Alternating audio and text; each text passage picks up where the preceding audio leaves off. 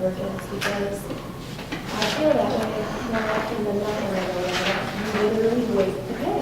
And it's like, yeah, we typically will go to the casino and stuff and come home.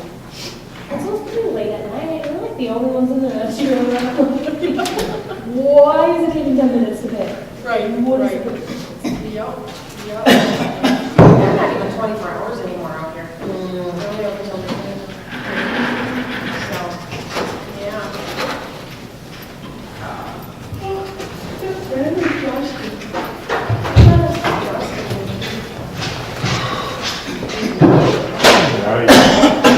Pretty good, how about you?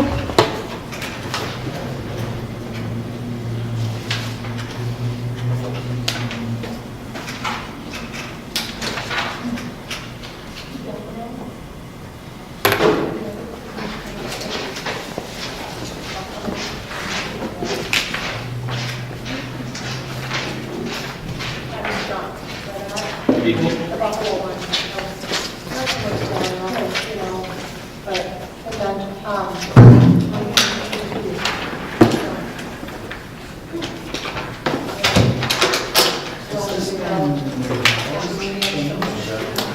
Does What? Thursday feel like that? Because it doesn't match the one that I Really? What's different? Is that what you do? I mean, I was in a hurry, so We're waiting on a response from. I'm open to it being different. So what is different?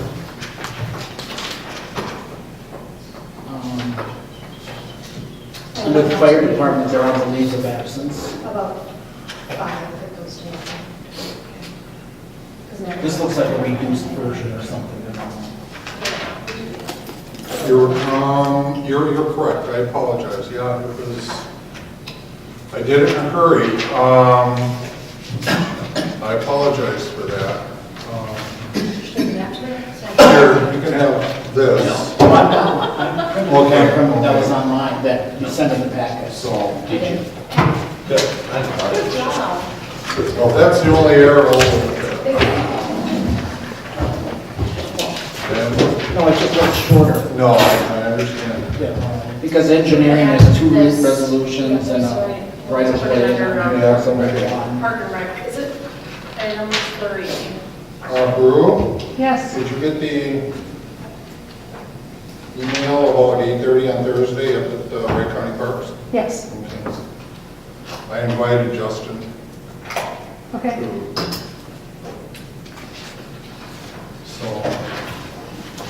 So, and, yeah, Mark Matisse now is all of a sudden wants to help us. Imagine that. Imagine that. All it takes is legislators to, Yeah, and so we talked about this, and there should well, be. sometimes you gotta do that. It's sad, but, Park and Rec meeting, the last Park and Rec meeting wasn't a motion meeting because it wasn't a forum of the Park and Rec Commission. There was much discussion. like you say, it's 10 times worse than Clear Lake. So it's up to It's us worse to than add small. things, so we thought we'd put And, a they clause down think here that we're- just says. Where's this supposed to, sit down like a kid in the corner and wait till we... Request to amend any or event must go through city council. Ah, So okay. basically when Montrose Days Yeah. comes for So their we're used to license, they creating would also come and, yeah. I don't like doing it, but, Does that make sense? and we also use shame quite a bit. We let them bring alcohol. For the fitness and stuff? When we do our summer picnic programs.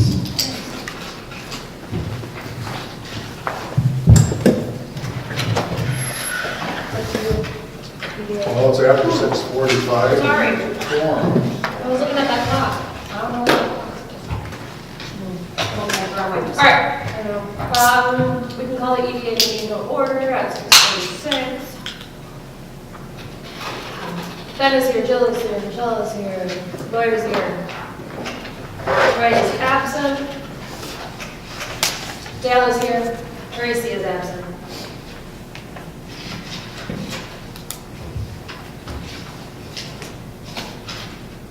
Election of officers.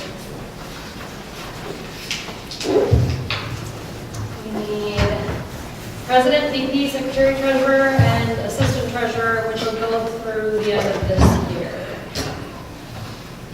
Rick, How current. about if we make a motion to leave them as is? Well, we're gonna have to adjust because Mo says one Well, of this is them. over, yeah. Is she the secretary or the treasurer? Oh, it's supposed to be in there.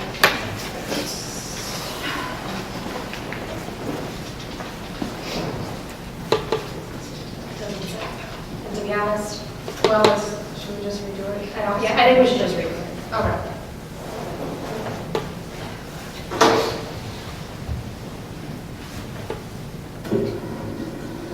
All right, I'll make a motion then to continue and have Jill as president of EDA. I'll second it.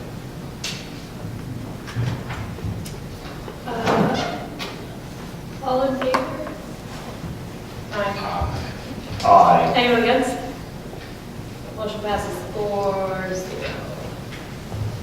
What about vice president? I'm voting for Tracy, even though she's not here?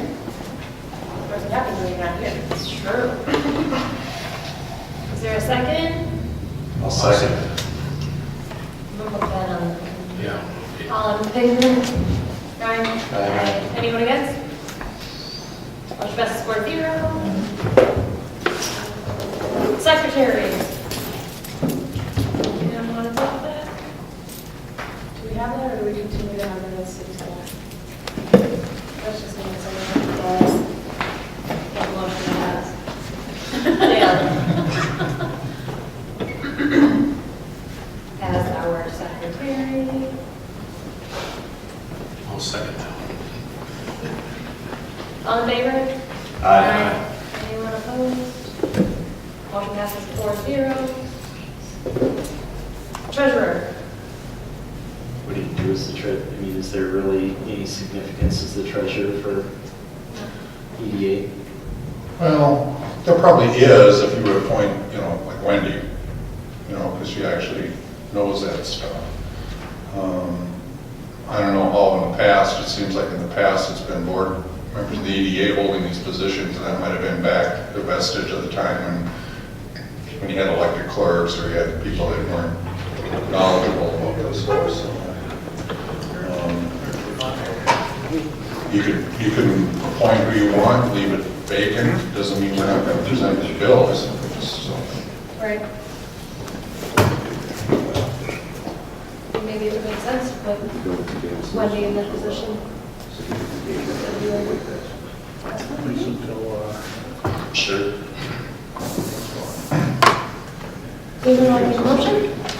I'll make a motion to have Wendy as our treasurer for EDA. Do I have a second? I'll second. All in favor? Aye. Anyone opposed? I think remember all of these. I don't remember these.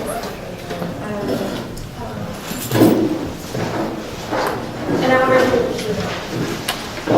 Is this the treasurer? okay. So we'll just leave that.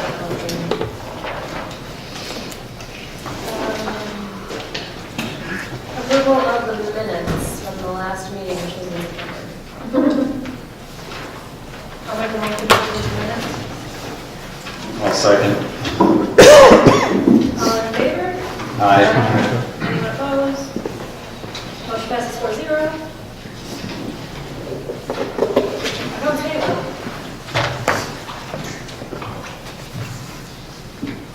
And now we motion to approve the accounts payable. I'll second that motion. All in favor? Aye. Anyone against? Motion passes 4-0. And I make a motion to adjourn. Like any other business? No? Did you second that? You did. I seconded I that? thought you did. Okay, I'll second that. Thanks, Ben. All in favor? Aye. Anyone against? Motion passes 4-0. We can adjourn, it's sweet simple. Let's make sure council like that. We do that for next one. Secretary. Good deal.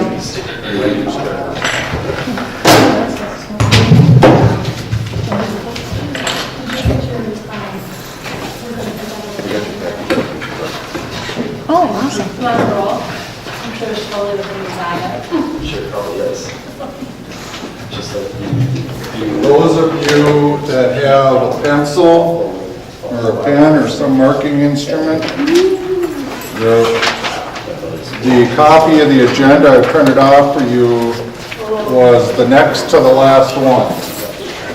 The last one has a couple of things on here that didn't make it on there, and it's both under fire. Correct, Doug? I think that was the only. There are a bunch of resolutions too missing. Isn't everything good? Those are my notes, that's not what's The missing. engineering stuff, No, sir. Like engineering, there are three instead of six. I need one. Okay. Oh, you have mail. Grab one of I these. need to print that when you're done. Okay, under fire, Homework. there is a fire. Yeah, there is fire. There's a change to policy 103, wages and salary, increasing call response pay to $10 per incident.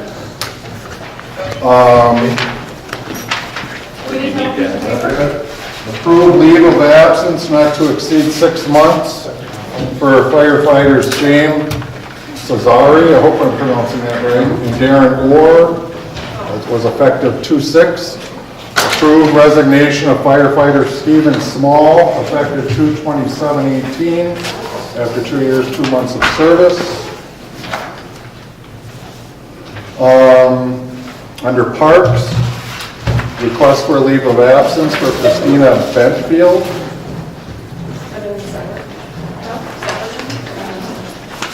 Under administration, add item 3, discussion on accelerating city engineer interviews. Under public works,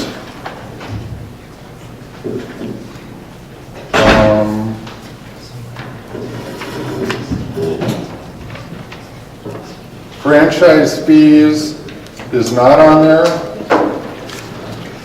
And you can read, after seasonal public works position, hiring a public works admin assistant position. That's seasonal work. Okay.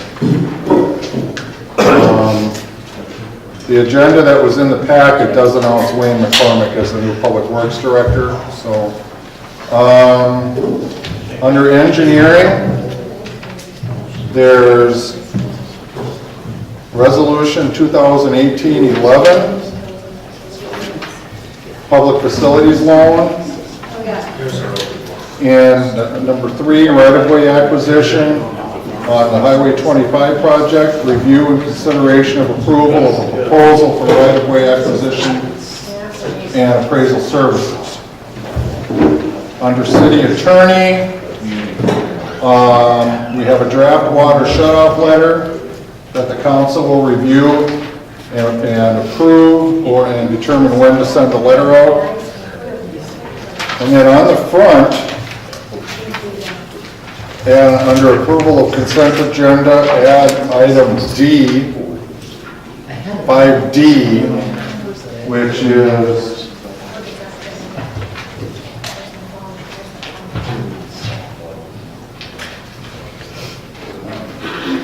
Resolution 2018-10, amending Resolution 2018-08.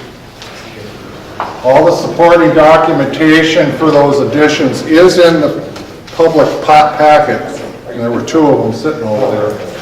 So, I think that's everything.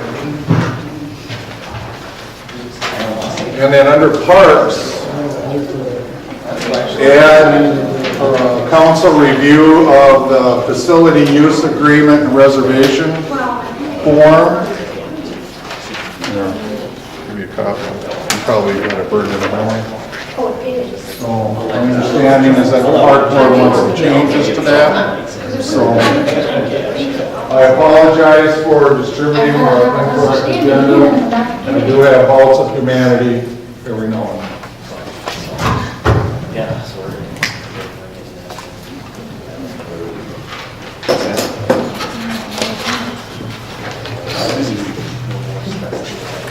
Yeah, we'll do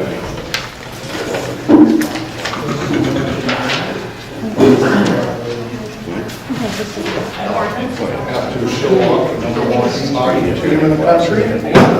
They will say close too.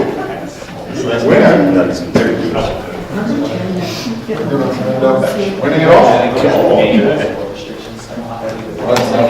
What do they call it? Created goals. Kevin? They call it goals and Yeah. Thought I heard something else. What was the tournament last week? I put it in. Hockey, No. it might have been the NCAA. I don't know, I'm not track of it. I heard some other name was Frozen Four. I thought they switched the name. Yes, Mr. Silver. Yeah. I did not bring open public forums, I apologize, Wendy had to leave early. We got, Family emergency. have you got one, Right. John? Right. Yeah, I'd like to, yeah. Just use a piece of paper. Yeah. Thank you. That's all we need. Okay. Okay. Okay. Today is the 12th, March 12th. I got it, you got that. Oh, and I have, So, Doug, Yes. I think I have yours. No, I just need this. Okay. This must have been from Jacob. Because I don't get a paper copy. you can turn that. Me or Dale? What is it? Oh. I don't know what the Wi-Fi is. Why did I do Yeah. this? I couldn't do it long. I know, but I think it even worse. Okay. So you can't, yeah, Talk to Kevin. That one won't work. yeah, so I got it for a sec. Here, I can just have you sign it. It's actually, everything's there.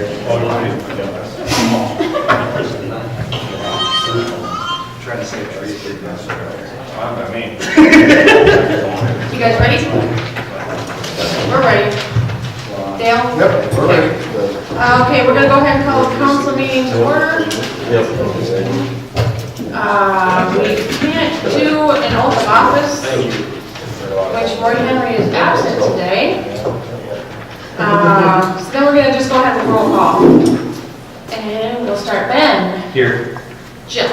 Here. I'm here. Lloyd. Sure. Dale. Here. And we have Tom and Justin down at the end. We'll stand for the pledge of allegiance. Allegiance to the flag of the United States of America and to the republic for which it stands, one nation, under God, indivisible, with liberty and justice for all. All right. We had to add a few things, correct, Dale, to the agenda? Your agenda is fine. It was just what I distributed out. The one thing I did want to add that's not on your agenda is that form. The Park and Rec form? Yeah. Yeah. So, Did you put that under Park and Rec Yeah. item 3? yep. Okay. Then we need a motion. Then, wait one second, I'd like to withdraw F, because we may not know who the engineer to complete those projects. So we just skip over those or put table in.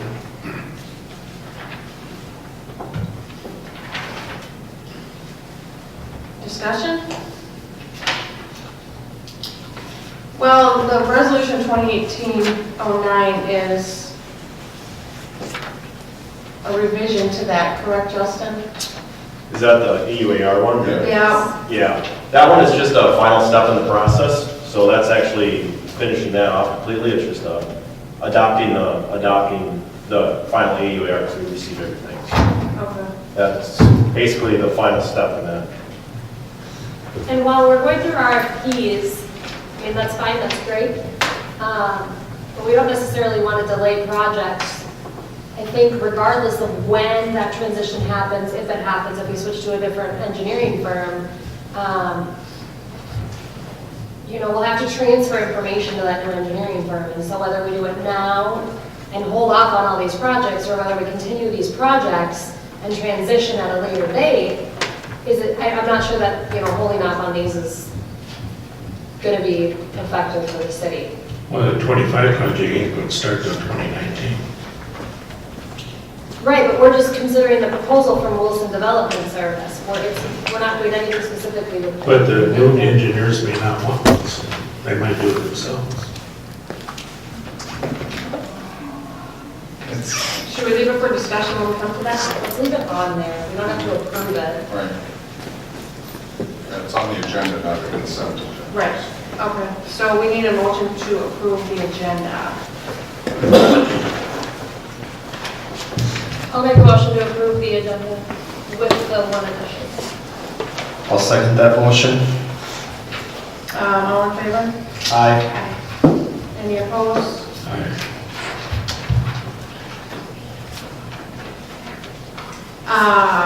Consent agenda. Any discussion? Make a motion to approve the consent agenda. Okay, Ben, and is there a second? I'll second that. All right, Lloyd, Aye. Ben, Aye. Jill. Aye. I'll vote aye, and Lloyd is absent. Motion passes 4-0. Is right, open forum. And we have two of them. Mr. Klug.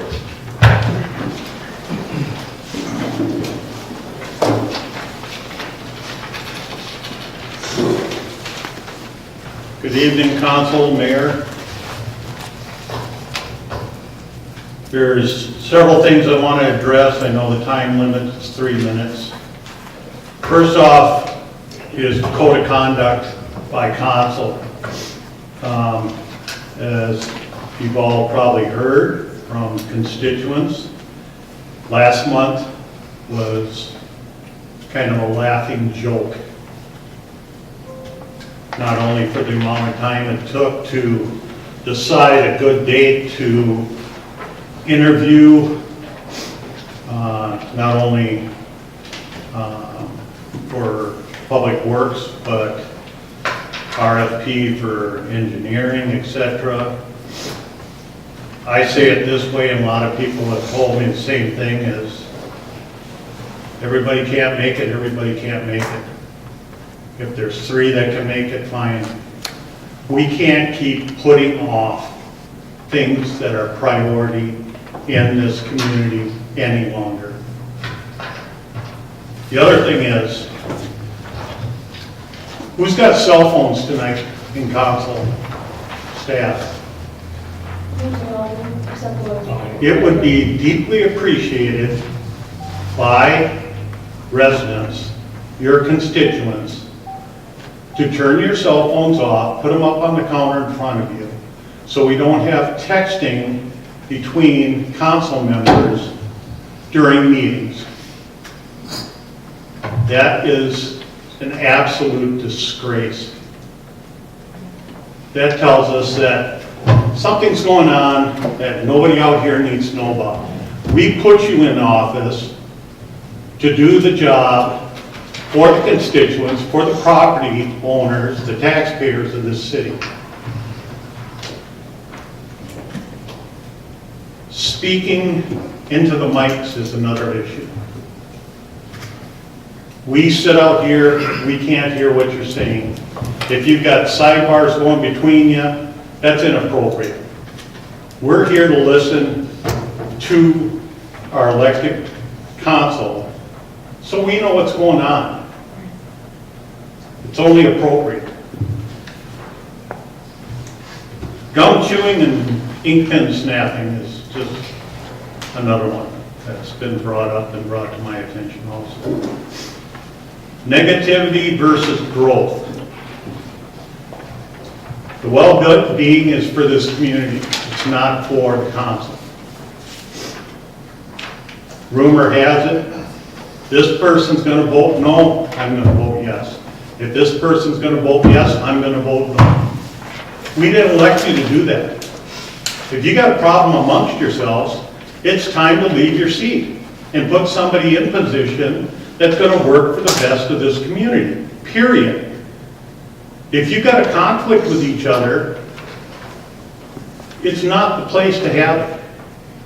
We come here on our time to try to better our community and to try to get you people as our leading members to work for us. And it's only appropriate that we get that from you. Yeah, there's gonna be 3-2 votes, there's gonna be 4-1 votes, but let's be honest. Let's not do it out of hate and discontent or dislike. We're all adults. It's time to start acting like adults. The last thing I want to bring up is Bolton and Mink. I've addressed this before, I'm going to address it again.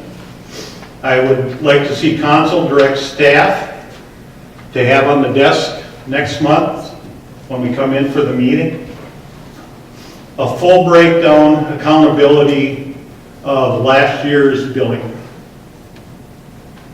If you take what this city paid to Bolton and Mink, in excess of $250,000, that means at 17%, we have spent or are spending $1.5 million on projects. They've been paid. Now we want to see the accountability for it. We want to see the breakdown. Are we getting charged for our former Public Works Director, calling Bolton and Mink on the telephone, or our City Works, Public Works guys have to call regarding wastewater treatment, whatever. We want to see the breakdown, because this is absolutely ridiculous for a town this size. $1.5 million would have had to have been spent at 17% for them to get paid roughly $250,000, $255,000. That's all I have. Thank you. Thank you. Evan?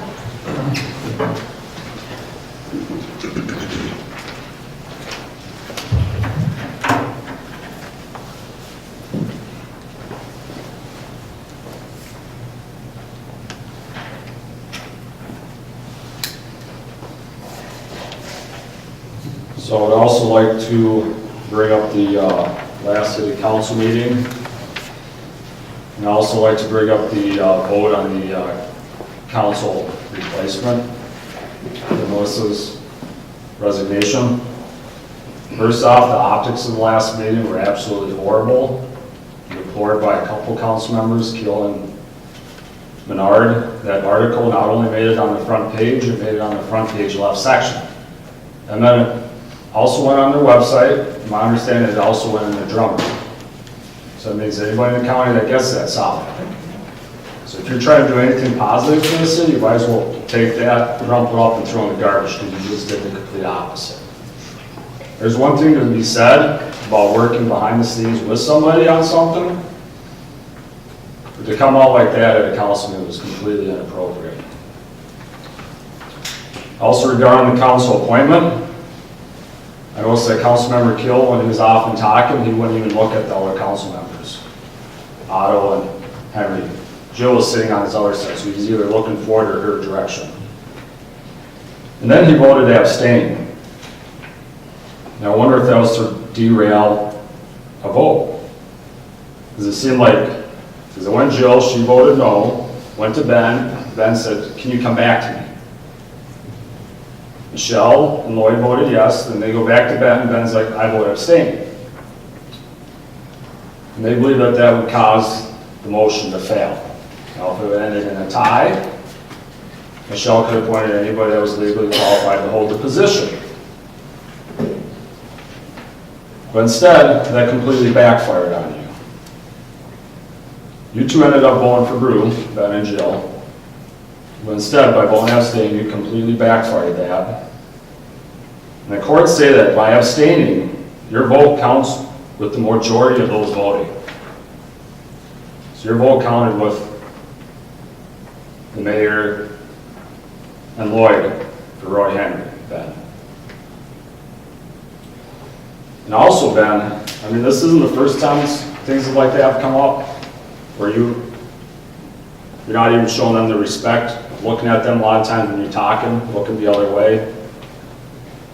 Back when you were on the council in 2014, this came up, and this was in the letter to the editor in the Wright County Journal-Press. There's a truth and taxation hearing where they approved the budget. The entire council voted for the 2% increase, except for you, which gave some room in the budget, and there hasn't been an increase for a couple years. After that meeting, I asked you why you might have voted against it. I think you might respond that you thought it was maybe, it should have been 1% or 3% or whatever. I thought you would have gave a different number. However, you told me that you voted that way on personal beliefs, and that was all, quote, that was all he, quote, had for me, unquote, and then you walked away. I tried to clarify to you, asking, well, did you think it should have been some other percent? But you wouldn't acknowledge me. I'm not sure why. Ben, if you want to do something for the city at this point, you need to resign. Thank you.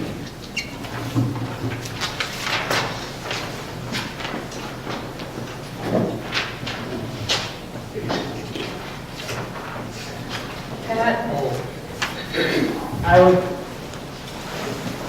get on there. Come up here, take the podium.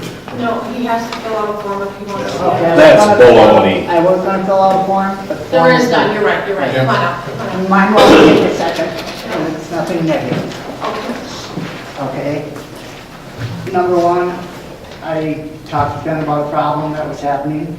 I appreciate you taking the time and consideration and stuff like that. I've heard it's starting to make a difference. And I hope you'll keep on the problem so that it doesn't get any bigger. Second, I really appreciate Gail and your city workers, the staff and stuff like that, because I moved back into town. A lot of people ask me questions. I come up and ask the questions. They're very courteous about it. They answer them correctly, and they go out of their way and they don't blow me off. And I'd like to see more of that than negative stuff and stuff. That's all I can say. Thank you. Thanks, Jim. I just have one other thing.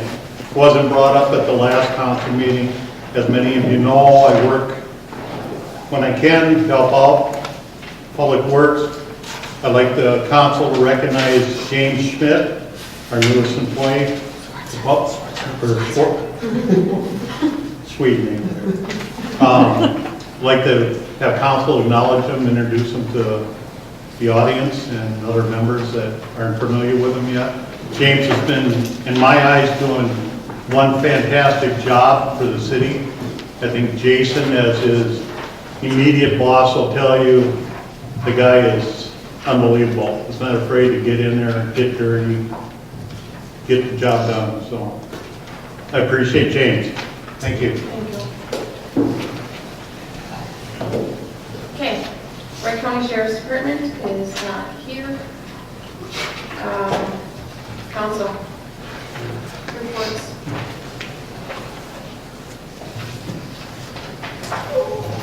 I can go, nobody else wants to vote.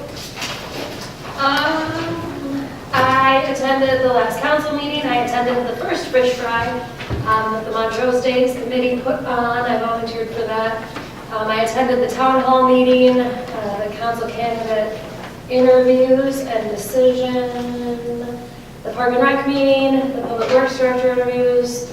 I was up at City Hall for union discussions. I was up at City Hall a few other times for other matters. The EDA meeting right before this, I did not, or was not able to attend Montrose Days last day, but Ben was there, so I'm hoping he'll shed light on that meeting.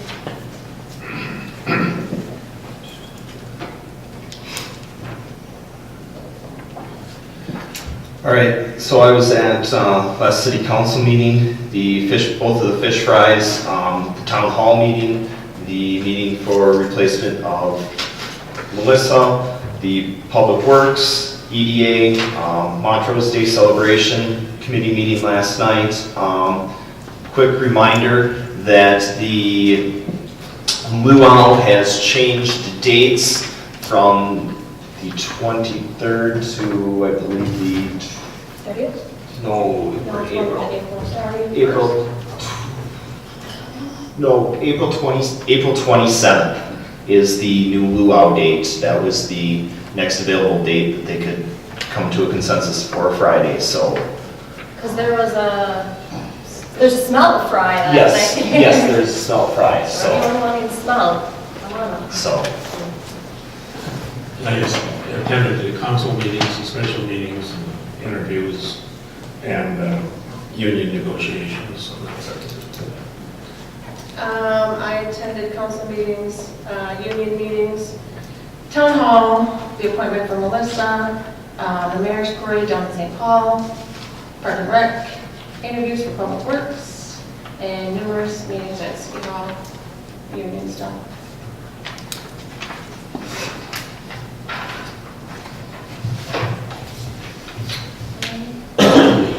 Fire department.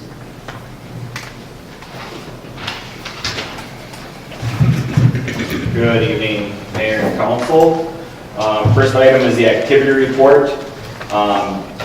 February was a little bit slower than January, at least for us. However, this year we're still 16 calls ahead of last year compared to this time.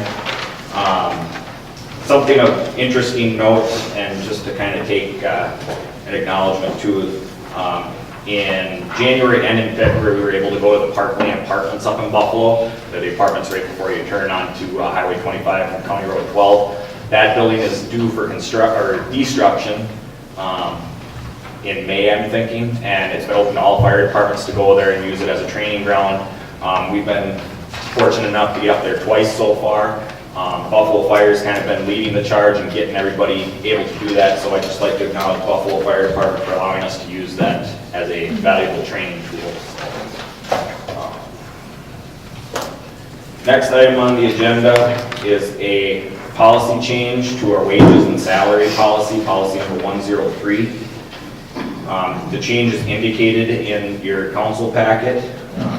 Call pay, we're looking to change that from $5 per incident to $10 per incident. Looking at our current call trend and stuff, approximately we spend about 50 minutes per call is from our dispatch time to clear time. Sometimes it's 6 hours, sometimes it's 5 minutes, so it changes, it varies greatly. Having a call stipend such as this is a recruitment retention tool, which is very important for all fire departments throughout the state and country, especially when they're trying to work a volunteer model such as we are. So guys are being called out at all hours of the day, during family events, work events, etc., spending time sometimes in upwards of 6 hours away from family, home activities that they may have going on. Last year we had budgeted $50,000 for wages and salary, and last year we spent about $35,000. So there's money in the budget item for this increase. Also in 2018, we increased that budget line item to $60,000 in anticipation of raising this either now or sometime in the future. So with that, I guess I'm open to any questions, thoughts, concerns, or a motion to change said policy. And this would be retroactive back to January 1st, just to keep book work easy on our end rather than do 2 pays for the year. So it would be retroactive back to January 1st of this year.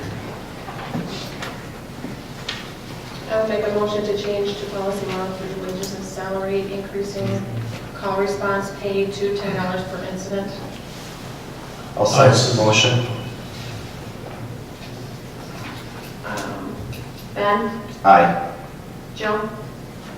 I vote. I'll abstain. I'll vote aye. Troy's not here. Aye. And motion passes 3-0-1. Yeah. Yeah. Right? Right. you. Next item is leave of absence requests.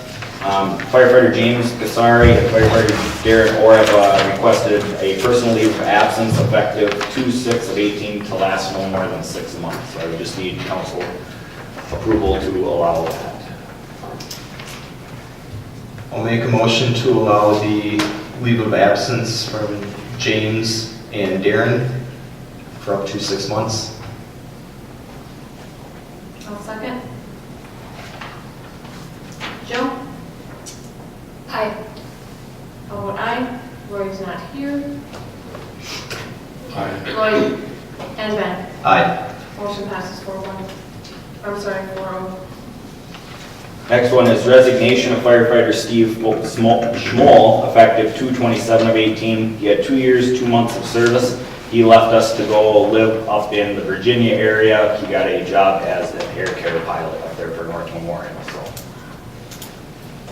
He tried the commuting thing for a little while, but his wife said no more, so they moved up there. It's a little far away. Just a little bit. I don't know how he did it. I'll make a motion to approve, regretfully approve the resignation of firefighter Steve Schmall. I'll second that motion.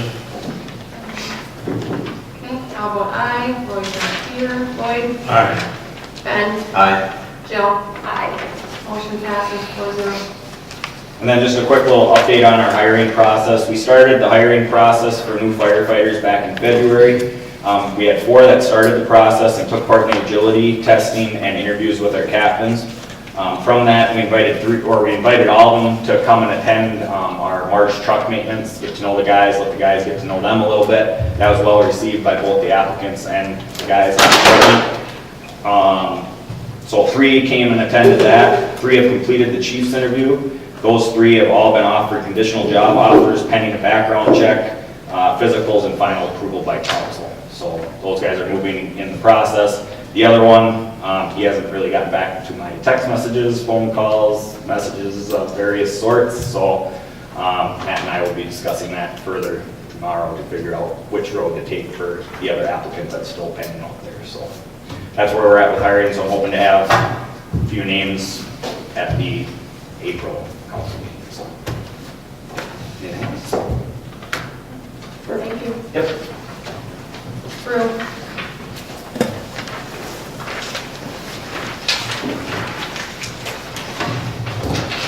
Good evening, all. We did not have a quorum at our last Park and Rec meeting. We had several that did not make it either because of the storm or other issues. So a lot of discussion, no decision, of course, because you can't. We were unable to swear Chuck Smallwood in. He is here tonight if council is able to do so in case we end up with this situation next month. That would be your call, but that would be appreciated by us. We can do that? Come on up, Chuck. Oh, that's Change his name and change the office, their name is the same. Okay. And then I'll make up another document for you to sign, Chuck to sign. Okay. You should, do you have one? Otherwise, give that one to him. Here, you know. No, hold on, no, we got, I'm just looking it up. I'm just not sure if it's. Here you go. Here you go. Yeah, just don't say we're Henry and Councilman. Just say your name and party. Yes, sir. Go ahead. I, Charles Smallwood, do solemnly swear to support the Constitution of the United States, the Constitution of the State of Minnesota, and to discharge faithfully the duties of the office of Park and Rec Commission of the City of Montrose, Minnesota, to the best of my judgment and ability, so help me God.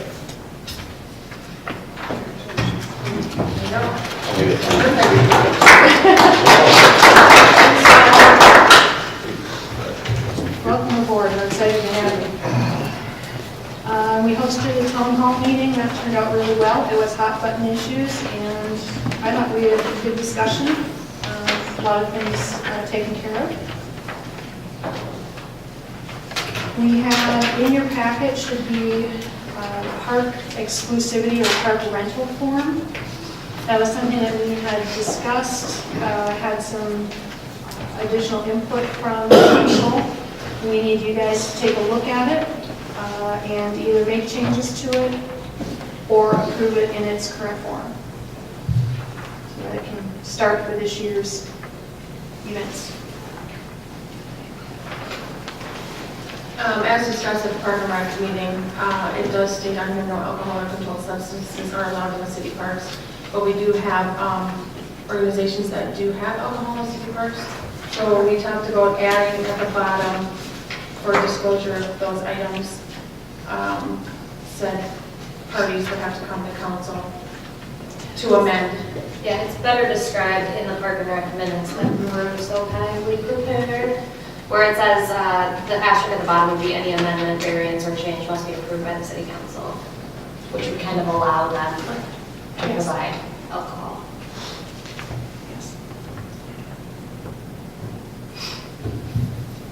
So we want to make a motion on that? We would appreciate it if you could make a motion on that. So there was that, and then there was also discussion to change that first paragraph wording to say clean and restore the area of the park that was reserved back to the state. Correct, and I believe that was,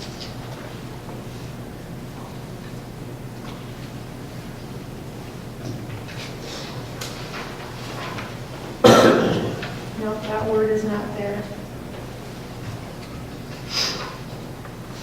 After the word restore park, we should say park area rented or area reserved, and then finish to the state it was upon. So what if we were to say renter is expected to clean and restore the rented area back to its original state? Or its state upon arrival or something like that? However you guys want to do it, as long as it comes back to that meaning,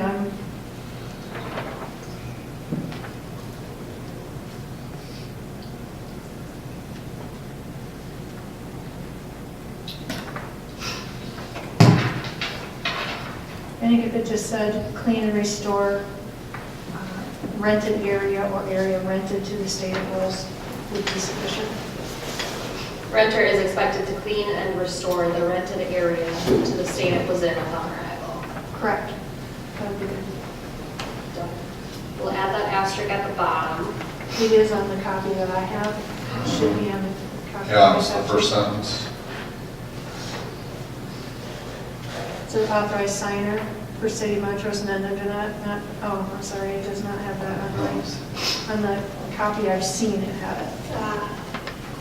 Oh, there's the first sentence, renter is expected to clean and restore the rented area to the state it was even upon arrival. Is that what you're trying to get at? Correct. Yes, we're just going to change that to, we're going to take out the park word and put the rented area.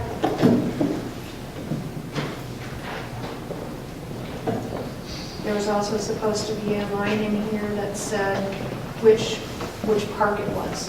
Because looking at it currently, you wouldn't know, was it Carter Field, was it Regional Park, was it Lions Park, you don't know. So we need a line in there that says which park specifically.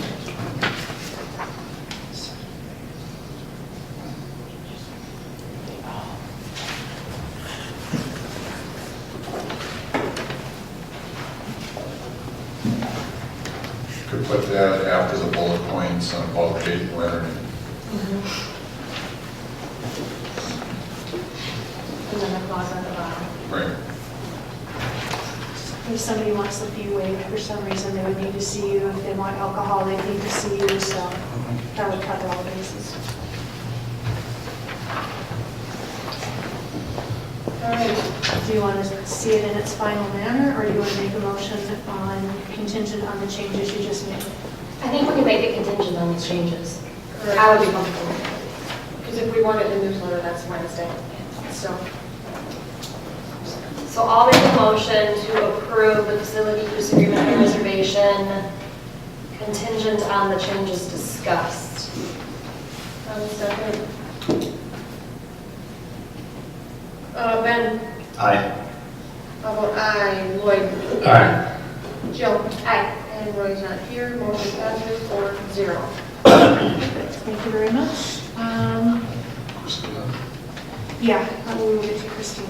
I just wanted to clarify something. For the last couple council meetings, we've discussed retention of Well House 1 for Park and Rec use for storage. And it was discussed several meetings before that with Sean, but it has come to my attention that other people are not on that same thought wave, and that the intent is to tear that building down. So I just wanted to bring that back for clarification that that is the intent, correct? Is to retain that building? I think it's under, we need to talk to Dwayne first on that. And then it's my understanding that we're checking for asbestos in that building. That's my understanding. Justin? That is correct. Okay. So I think at this time we need to look into it a little further. Yeah, I think we need to have further discussion because when we were meeting with, was it Danny? For the interviews? Wayne made the comment that there is the pipe that is coming up again, and that if it is open to anyone else, basically outside of Public Works, you are coming into an area because there is water that is coming through there in that pipe that comes over here to the fire department. So now you're getting into The safety. it wasn't OSHA, but it was who was you start coming into some other legal issues with like OSHA or something like that because of you have that pipe that's exposed that could contaminate, someone could get in there, contaminate it, and then you have contaminated water source. Yeah, I think we just need to have further discussion with Public Works. I think the intent is great, and if we can, I think we should. However, if it's gonna cost more to make it, usable for Park and Rec, at what point is it not worth it? So we just need to have further discussion as staff to establish that. Last item, Christina Bentfield was not at our last meeting. However, she did submit a letter to which we did kind of circulate around. Essentially, she's asking for a leave of absence for a few months from the park and park commission. I honestly don't even know if that's ever been done.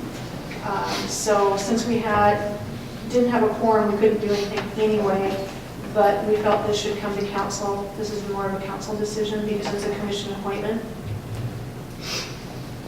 So we need to have you guys discuss and decide if she just needs to be done or if she can have a leave of absence. She's looking to be out for at least about 3 months roughly. She was thinking June. She's only missed 3 meetings? Correct. Yeah, and according to the bylaws or ordinances, it says that it's 3 unexcused, and they haven't been unexcused. She has been good in communication-wise, saying, hey, I got on my way and then something has happened, or, she, with managing that new store, it has kind of thrown a wrench into her normal plans. So, it's kind of your call. Would there be an option for us to remove her from the commission, and then if June rolls around and her life is settled down at that point, she could essentially reapply? That way she doesn't necessarily have a deadline, and we don't have a deadline. I know there's been many times where I'm like, yeah, I'm gonna, by this date, I'm totally doing this, and then that date comes into play, and you're like, oh crap, why did I say that? Not that I'm saying that will happen for Christina, but would there really be a difference if we were to approve the request, or just ask that she remove herself and then reapply when the timing is better? Right, because if we hold it, that holds us from adding another person. Yeah, I guess. Do you have any open seats right now? Yes. There's one. I think there's one. Technically, yeah, I agree. I think there's one seat. However, and maybe Tom, you would be able to shed some light on this. So if we approve of leave of absence, then does essentially that quorum get reduced by one? Isn't it excused? So she's still on the Right. attendee list. Right. Then, no. So we would still then, you know what I mean? You're kind of shorting yourself in that regard. Yeah, and I think we have no issue either way you want to do it. It might be cleaner housekeeping wise to do it the way that you're intending currently, but that's your guys' call. Yeah, because there's Matt and Brew, and then Kurt, Abby, Chuck, and Christina. Fifth one. I can see you trying. I know. To figure that out over there. Don't forget you two. Yeah. But we're not voting. No. So that's, And so if she stays on, we have 5. we still have 6. So 6. And you have to have 4 people show up. Whereas if you remove her, you would only have to have 3 show up. Yes. So it just depends on if we're going to be stuck in that situation like you were last month. Yeah, This one. I think it'd be best if we remove her And then she can reflect. to have it easier for foreign possibilities. So then do we need a motion on that, I would think? to make Yes. that Official?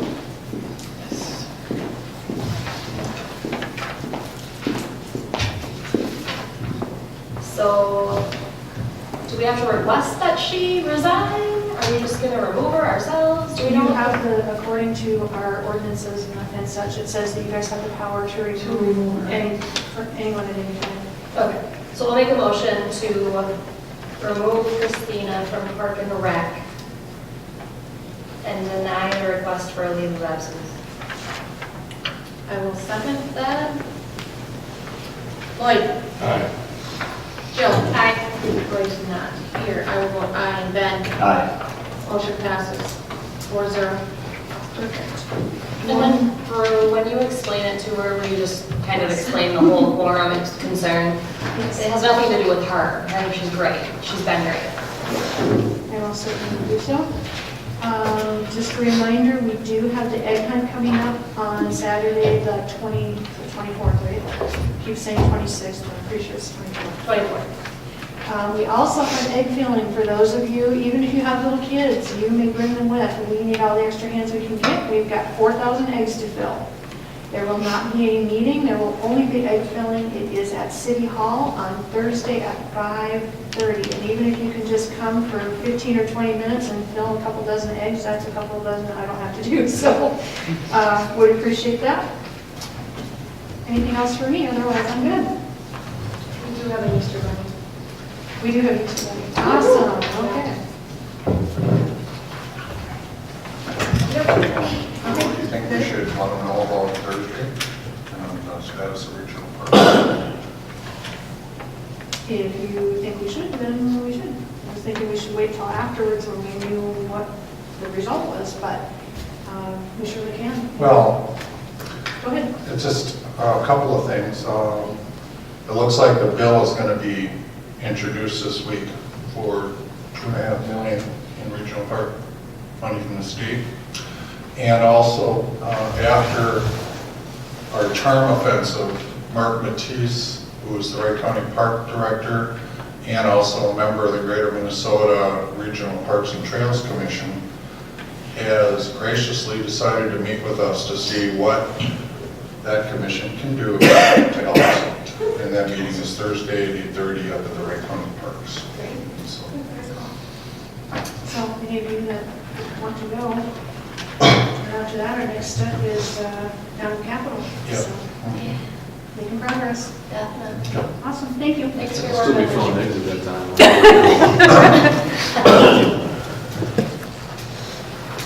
All right, Jill.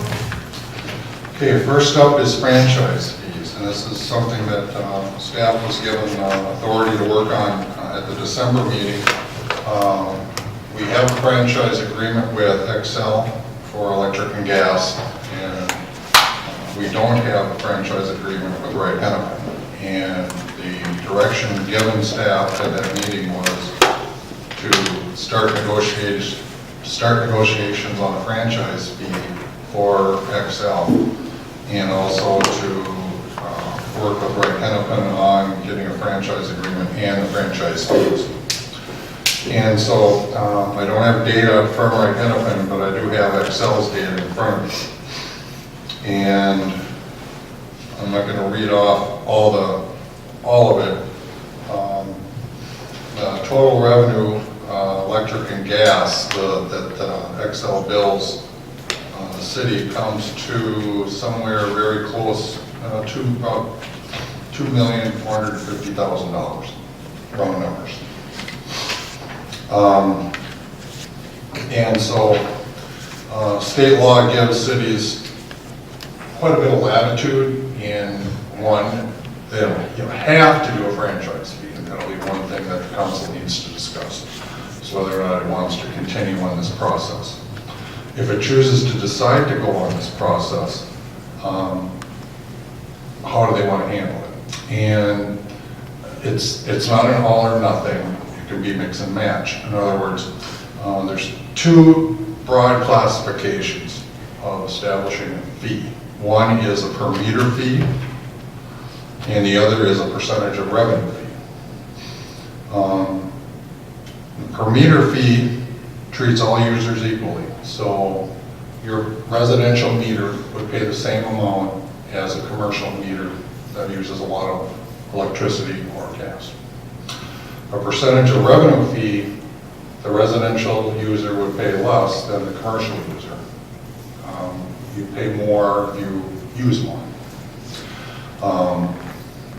Cities can mix and match within that. For example, they could do a per meter for residential and a percentage of revenue for commercial, vice versa. It can exempt certain classifications.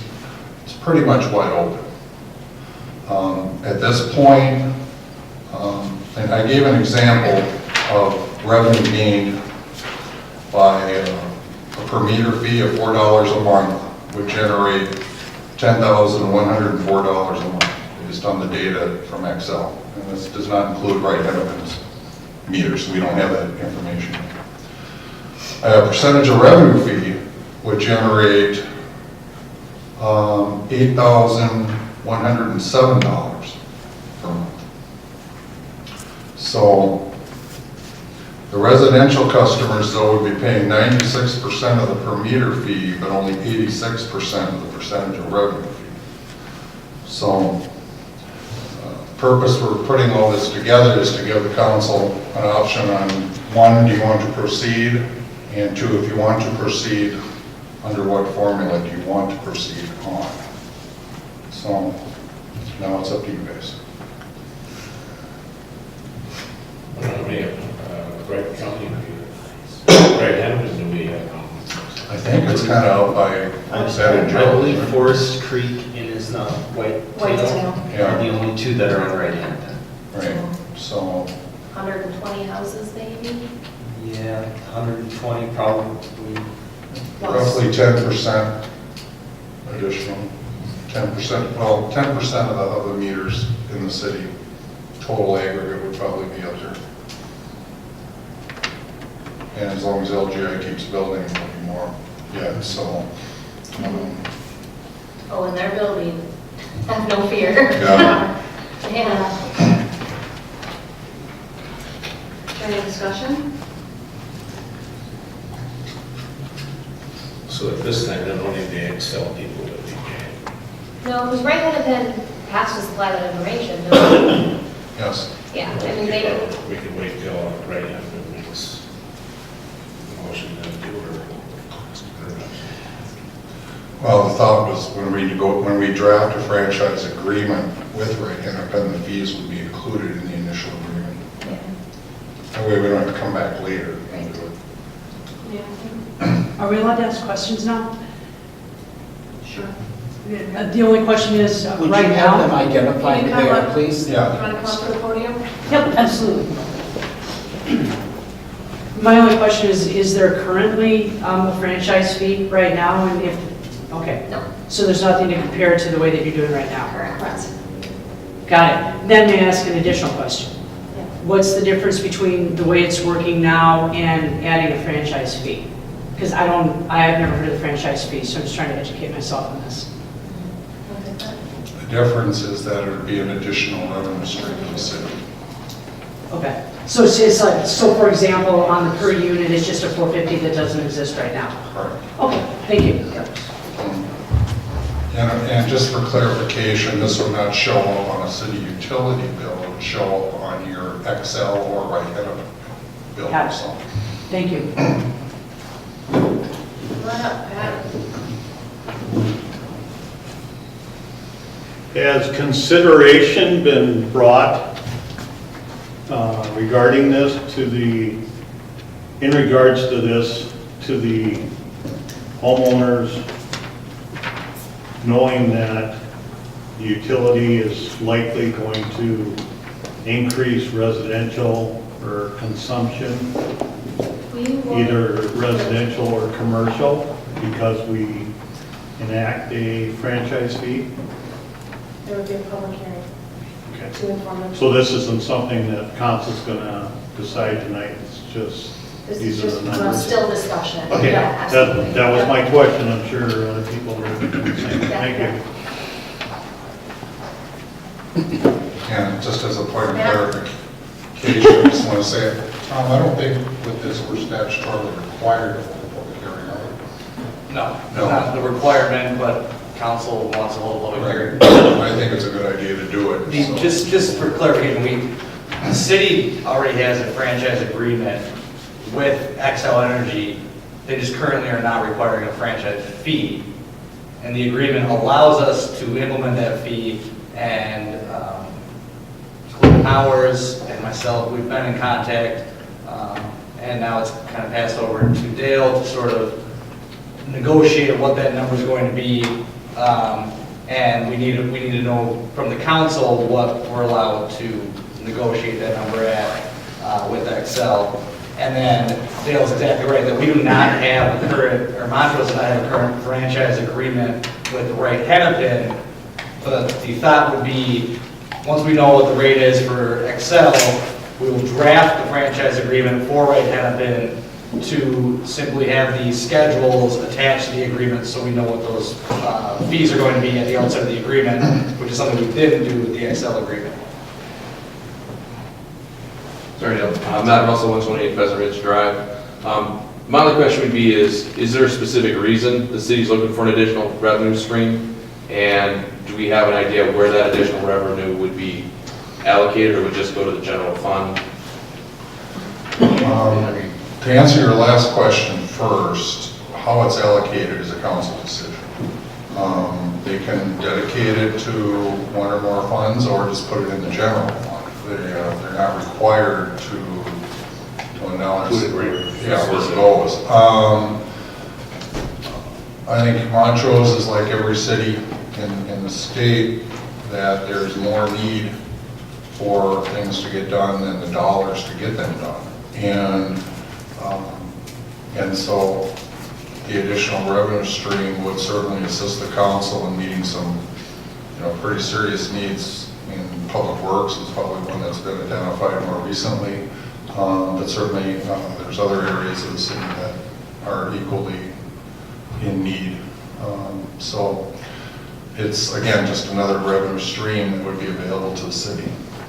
So I'd just be saying, I'd be more apt if they said it's going to go up, your utility was going up $4 a month, this is what it's going to be, even just general, let's go to one of Public Works or something like that. I'd be, if it's for improving infrastructure, I rarely ask questions. I mean, it costs a lot of money to upgrade infrastructure, and it's usually lagging a lot further than we'd like it to. Certainly, as a result of holding the public hearing, if the council feels that there's a benefit to dedicating it, that's certainly within their authority to do so. I would like to see that, at least. Good, what's your opinion? Sorry. Thanks, Council. Thank you. Is there any other discussion? So I still feel like it's a good idea to pursue the option, the avenue. Just because we're pursuing it doesn't mean we're enacting it. And I think it is a good potential revenue stream for the city. And I do think Public Works is is the best, at least I personally think Public Works is the best place for it. And that's kind of skewed because the initial intent, as far as my recollection, was kind of looking at putting these in place for the regional park.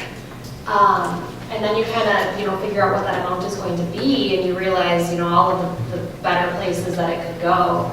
And so I think pursuing it and kind of seeing some of these hot button capital improvement needs get completed would be a really good thing for our city. Do you have a recommendation as to which way you want to go? No. Per meter or? I like the idea of doing a percentage on the household, and potentially doing more of a per meter rate for the businesses, because I think they're going to potentially take the biggest, they're going to provide the biggest amount of money, and I just wouldn't want it like craft pattern. If you go percentage off of that, I don't know what your monthly bill is, but I can imagine that it would be a lot. Like 4% for a big business would be significant, and I don't want it negatively impacting individuals when really it's for a positive outcome. But I don't have a final answer on that. I don't know what the best way to do it is. Did you say we're going to have an open? Well, we have to have some kind of, there will be a public hearing, yes. Yeah, because we should let the public. We're not required as a matter of law to hold one, but Right. for something like this, it would be highly recommended you do it. But this is just to say, if we pursue it, continue with right Hennepin, we have to have something in place for Dale to proceed with that. That's okay then. At least to pursue it, that's okay. Right, but do you want to pursue it as a per meter fee or a per, No, like Jill said, there, a percentage for the homeowners and a meter fee for the businesses. What dollar amount? And you got what percentage? I used 4, but you can use anything that gets. Really, so for right Hennepin, my bill is just over $100 every month. Is yours over $100? No, we shouldn't be friends right now. No, mine's under I that. thought yours was like every 6 months like that, as Excel. Just for reference, I got my Excel bill today. It was $478 for 1 month. Maybe I don't. So when you're thinking about percentages, you gotta think, Yeah. Do you have all electric? no, I have electric and gas. So, just simply asking, if you're looking at the households, for example, and I think you used the dollar amount $4.50? 4. $4.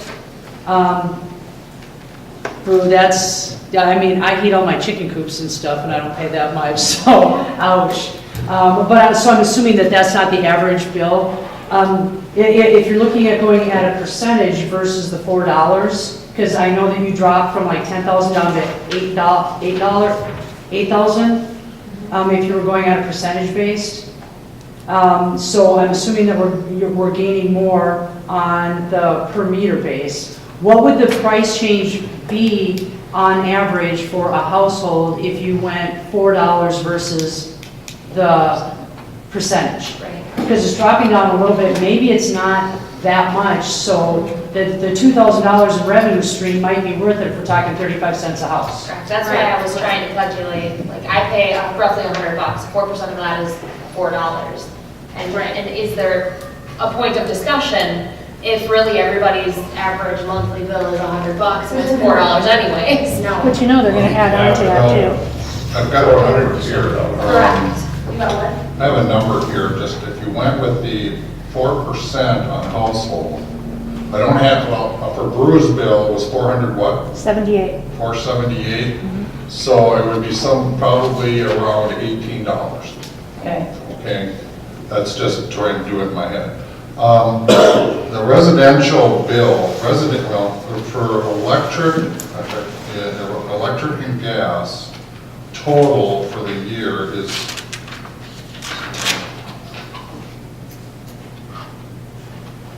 whoops.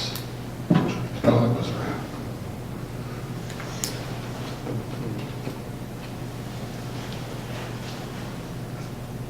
for the year, it's $2,123.97. That's gross revenue per year. Divide that by 12, and that's 176, almost 177,000. So times 0.04, that would be $7,077 a month. Okay? Okay. Now, if you use, and the one thing, I don't have data on all of some categories of commercial, Excel is not required to keep a tabulation on. And so for the ones that I do have a tabulation on, that's 144 total that are non-residential. So 144 times 4 times 12 would generate $6,912 a year. So 144 times 4 equals $576 a month. And so it would generate just under $7,600 a month. Residents paying well over 90%. Okay, so the swing's not that great going from one to the other. So it's probably best to go with the per rate if you're going to do it, if you're going to go with discussions. Well, there is a big difference if we did per meter all over, though. So, although looking at if the per meter fee would actually be, I think would actually hurt residential more. Again, are we talking like 35 cents, or are we talking like $2.35? No, the difference per month is just under $2,000 a month. Divided by? So per meter fee of $4 a month would generate $10,104 a month. Yep. Using a percentage of revenues fee, and this is on all users, not just residential or commercial, would be $8,107 per month. So the percentage of revenues brings in less revenue to the city and would probably hurt commercial more. Yes. Agreed. A per meter fee, because we have approximately just over 2,500 meters, 2,526. So 2,526 times 4 is $10,104 per month. So the difference between the two is 91 cents. Well, 10,104 minus 8,107, my Robbinsdale High School math tells me that's $1,997. Right, and then you divide it by the, what did you say, 26, 24? No, that you wouldn't. 25, 26? 25, 26. No, yeah, if you, So it's like 91 cents per.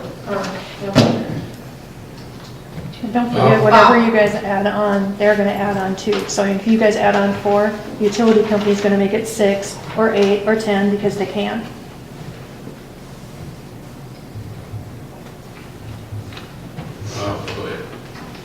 Is it that, so I understand this right, is the gist of this whole conversation is more cash flow for the city? Correct. Is that basically the gist of the whole thing? Additional revenue. Well, you know, if the city was run like a tight ship, I wouldn't have much of a problem with it, but it's not run like a tight ship. Again, there's been millions squandered over the years, and until recently, 2 city employees made $5,000 to $10,000 more than comparable positions. So, will that cover what a couple city employees were making, making too much money? I mean, that's just a drop in the bucket, but Montrose has not been run like a tight ship at all. Brew, do you know what other cities, because I assume you've done research on this, since you know they'll add on additional fees. Do you know what other cities are currently doing this around us? I did a little bit of research and I found some like in the cities, but they're not, it's not Excel and it's not right at it. And do you know in fact that because they can, they do? I've seen that on one thing, and that was in Dassel, and that was before I moved here. That was 2000, but I moved here 2011. So recently, no, I cannot honestly say I've done anything recently checking it out, no. I know I don't believe Buffalo and Delano do this. I'm not 100% sure, maybe they do. I know Big Lake does, and they use the $4. They just started doing that, didn't they? Recently, they like. Within the last couple of years, yes. So if we were to do the per meter rate, would we have, I mean, we would have the option of charging, say, residential one like $4 and then charging businesses like $10. I mean, assuming Or you could, however you want to handle it, or you could exempt commercial from it altogether. Correct. You know, so you have as much latitude as you want.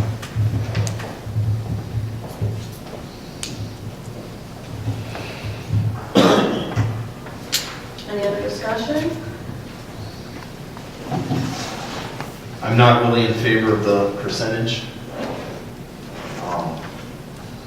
You know, I know that when you start getting the commercial, you know, I ran some quick numbers and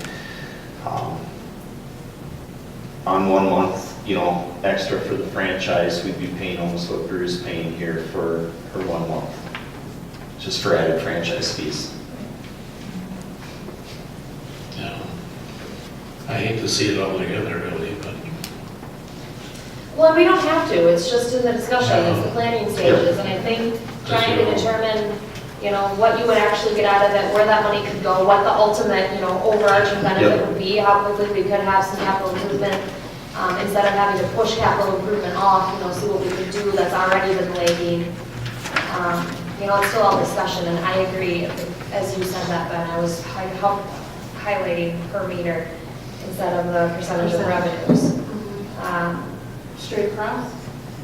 I'm still open to that. I'm still open to maybe doing residential at 1 fee and kind of seeing if we can figure out what the average is that businesses pay per month and see if, you know, we increase that slightly. I'm not saying we're going to charge them $400 a month. Yeah. But see if there's something comparable.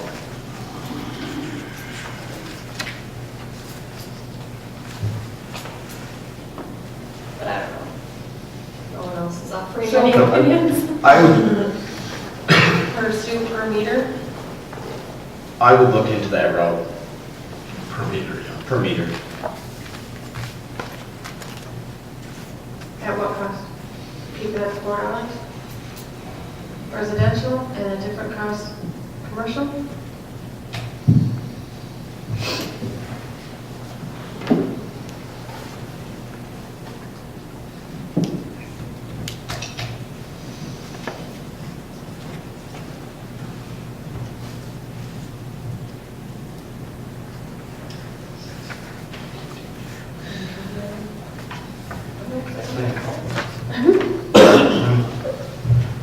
I'm just throwing a rough number at $15 per month for business. For business?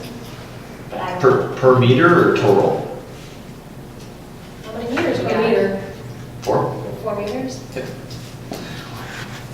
At least 4 meters. This is off per Per meter. meter. It would be per meter. Correct. Do most businesses have more than 1 meter? Dale, do you know? Yes. Yes. Yes, we have more than 1 meter. You do too? Yep. Because, I mean, we already have demand charges on gas, actually all 4 of our meters that I can think of are all demand charges. So just even whether we're using the gas or not, you know, or using the electricity or not, we're paying a bunch more. And only have 6 or 8 business days to pay our bill in. So. Since there's so few non-residential meters, the revenue from it, even at a high per meter rate, is relatively inconsequential. And so maybe as in fairness, you may feel, council may feel obligated to put a fee on for a non-residential meter, but as a matter of revenue generation, it's, you know, yeah. No, you have 144 non-residential meters. So even if you did it at $4, that's 288 times 2, 576 a month, times 12.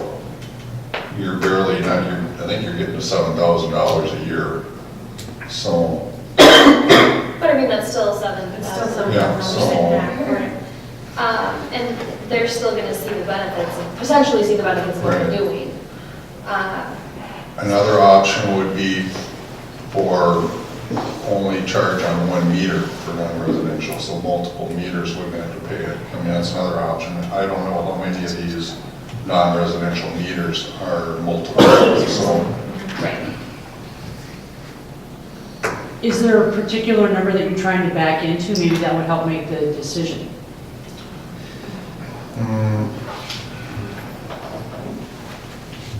That can be kind of dangerous, because then you're trying to look into a crystal ball for one thing, and two, if you overshoot it, then you feel the need to lower it. More likely, if you undershoot it, then you'll feel the need to raise it. And so, any estimates are ballpark. I mean, even what I've given the council is based on the data I was given. And so, every day there's new homes being built, every day there's businesses opening and closing, and so. Right. Yeah, I'm just saying if there was a $3,000, $4,000 swing, maybe that would help you try and determine which way you want to go. Well, at $10,104 a month on a $4 a month per meter fee for all meters, that's going to generate over $120,000 a year. So, which if the council chose to use it for capital improvements would put a pretty good dent into that. Yeah. So let's, I mean, there's so many variables with the businesses. Let's just, do I need to make a recommendation on this? I'm just looking for some direction, so when we approach Excel and Wright Hennepin, we have a fee that we're gonna. I mean, would you guys all be okay just doing the flat meter rate? $4 per meter. Yes. Yeah. Because you guys have multiple Yes. meters, you're gonna be paying more anyway, Yep. which kind of then negates the whole concept of charging them more. Right. But it's only, you know. Right. Okay. Do you want a motion? Or just, you got the consensus? I got the consensus. Okay. And I do this. So. Okay. Next up is the draft nuisance enforcement ordinance. Planning Commission has been going through an exercise, and some of the meetings, I believe, there's been one or more council members at. Laying out, first of all, establishing a philosophical underpinning for how we approach enforcement of the city's ordinances, and understanding that different types of violations generate their own particular issues with enforcement, that you can't use one method for every type of violation. It just doesn't work that way. A case in point, and what the Planning Commission will be going through later on, is how we deal with illegal off-street parking. I don't believe the city is going to get into the installation of hard surface business, and I don't believe the city wants cars towed off of private property just because they're parked on grass. And so using an abatement system for that really doesn't even make sense. Junk and debris is another matter, and that was the focus of considerable discussion in a Planning Commission meeting, where the current way of doing it involves going to using the judicial process, which can take months, if not years, to resolve. And meanwhile, if you're a neighbor to a property that has a junk and debris problem, you're stuck with living in close proximity to that for months, if not years. And so, trying to come up with an approach on handling junk and debris, it was the first mission of Planning Commission. And what was recommended and what the Planning Commission is recommending for a public hearing is using a combo platter. First of all, there will be a separate policy that would pretty much order me to try to foster voluntary compliance. That's something I like to do anyway. I don't believe in sending letters out to people saying they're in violation. That's kind of cold. And generally speaking, if people get something in the mail with the city of Montrose return address on it, 90%, and it's not your utility bill, 90% of the time it's not good news. And so it usually ends up in the trash anyway. So, in instances where voluntary compliance is not attained, then we have to come up with a different way of doing it. And the method that I recommended and the council and the Planning Commission is recommending to the council for at least scheduling a public hearing is what I call summary abatement. And what that consists of is to, again, after all the voluntary trying to work with the property owner that doesn't work, they would be, the property owner would receive a notice of violation, and they would have 20 days from the date of that notice to do one of three things. Either bring the property into compliance, ask for a hearing on the matter, or ask for an extension of time. If the property is brought into compliance within the 20-day period, then there's really nothing more to do. If they ask for a hearing, that would be before a hearing examiner. And part of the ordinance changes establishes the position of hearing examiner. That would be someone that each side could make their case in front of, and then the hearing examiner would either affirm the violation, reject it, or modify it. The further appeal from that would be to the city council. Beyond that, you'd have to use the judicial process. If they fail to do, if they ask for an extension, then we can work with that. And I'll get to the ramifications of the extension in a moment. If the property owner doesn't do any of the three, the ordinance change would authorize city staff to abate the nuisance and then send a bill to the property owner. If the bill is not paid, that would be certified to the county, much like a special assessment, and it would go on next year's property taxes. If the individual asks for an extension of time, like, can you give me 30 days, for example, instead of 20, I'm more than willing to do that. But by asking for the extension, they are in effect admitting guilt.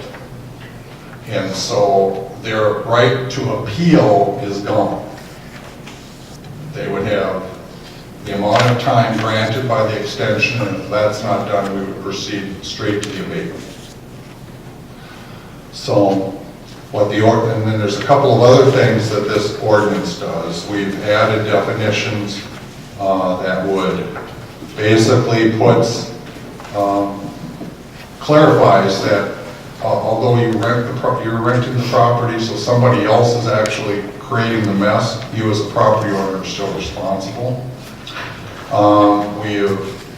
We've never had garbage or rubbish defined in our ordinance, and the changes do that. Our ordinance right now says the police department or Wright County Sheriff is the main enforcement agent that shifts over to the zoning administrator. It basically, there's two parts. One that says that all public and private places within the city which might contain a nuisance shall be inspected. So that is, long story short, that's the authority to be proactive.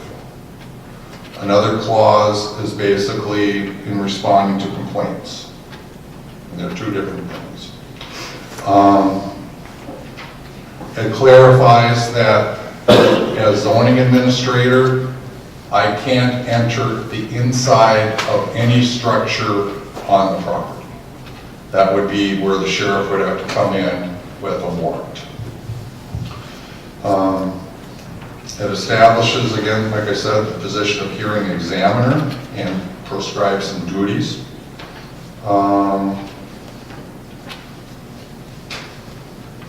Just to be on the safe side, if you're appealing, you'll send your appeal to the deputy clerk, not the clerk, because I'm both clerk and zoning administrator, and so we wanted some separation on that, just so everyone knows that everything's fair. And then finally, it establishes as a misdemeanor for anyone to prevent, delay, or interfere with the zoning administrator or their duly authorized representative while they are engaged in the performance of duties set forth in this chapter. So, the Planning Commission has reviewed this language, and at this point, it's not saying it can't go through further revisions, but it's at the point where the commission has requested that the council authorize a public hearing. And I can assure the council and everyone in the audience that in addition to the required public hearing, there'll be at least one additional public meeting on this. We're not trying to hide anything. We want to get everybody's input, and in my opinion, input's meaningless unless you walk out of the room and you can say you got something changed. So that makes it worth your time to come to a meeting on a night, which might be a nice night by the time you go to public hearing. So, and so that's where we're at now. And if the council so authorizes the public hearing, we could still get it in the paper in time for the March 26th Planning Commission meeting. So that's where we're at. Any discussion?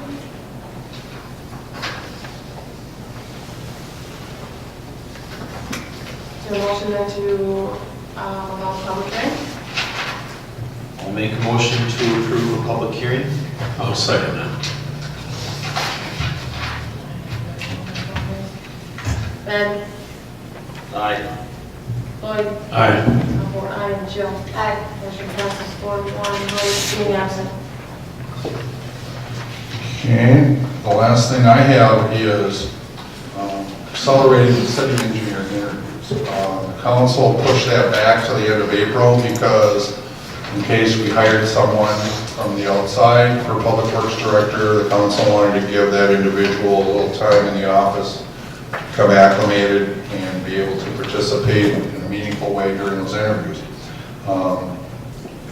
We have appointed Wayne McCormick, who's a current city employee, to the public works director position, and so the need for the delay is pretty much evaporated.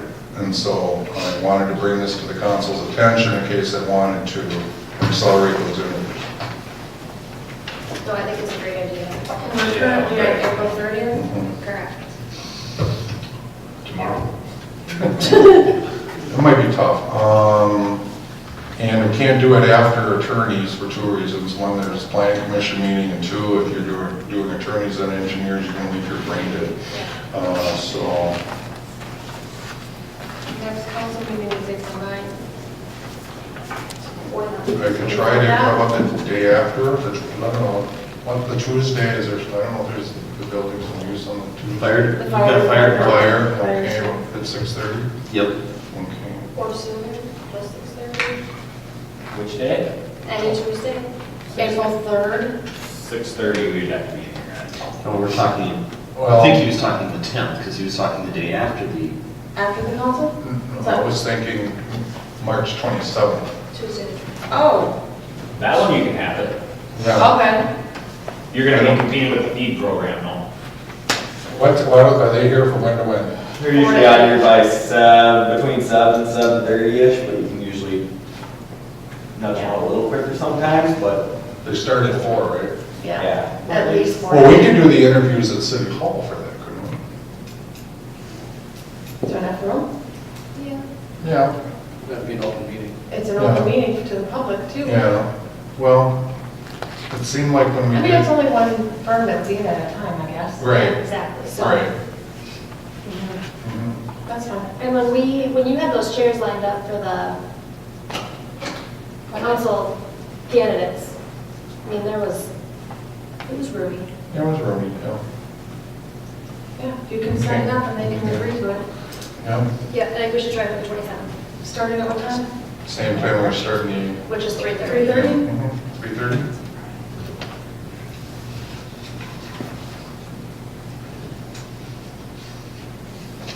And to assure the council that I have April Vetch's cell phone number, and I'll tell her when they're, because I told her that they might. Yes, thank you. That's all I have, thank you. May I ask a question? Do I need to come up? The one question or request I would have. I'm sorry? Can I get your name? My name's Nancy Norsby. Hi, Nancy. Hi. The one question that I have is for the public hearing as far as the zoning that you were talking about. You were indicating that now this also describes, there's language in there describing what, I think you said trash and Yep. rubble or garbage and rubble is, garbage and trash. Will you be listing out at that meeting how you're defining that now as well? I'll have more than enough copies of the ordinance available. Okay, so it'll list out what is now considered garbage and, okay, And if you fantastic. want to send me an email, I can send it to you before. Okay, thank you. I think it's actually in this packet. It's actually online now in this packet. It is? Yeah, Yep. it is. Okay, fantastic, thanks.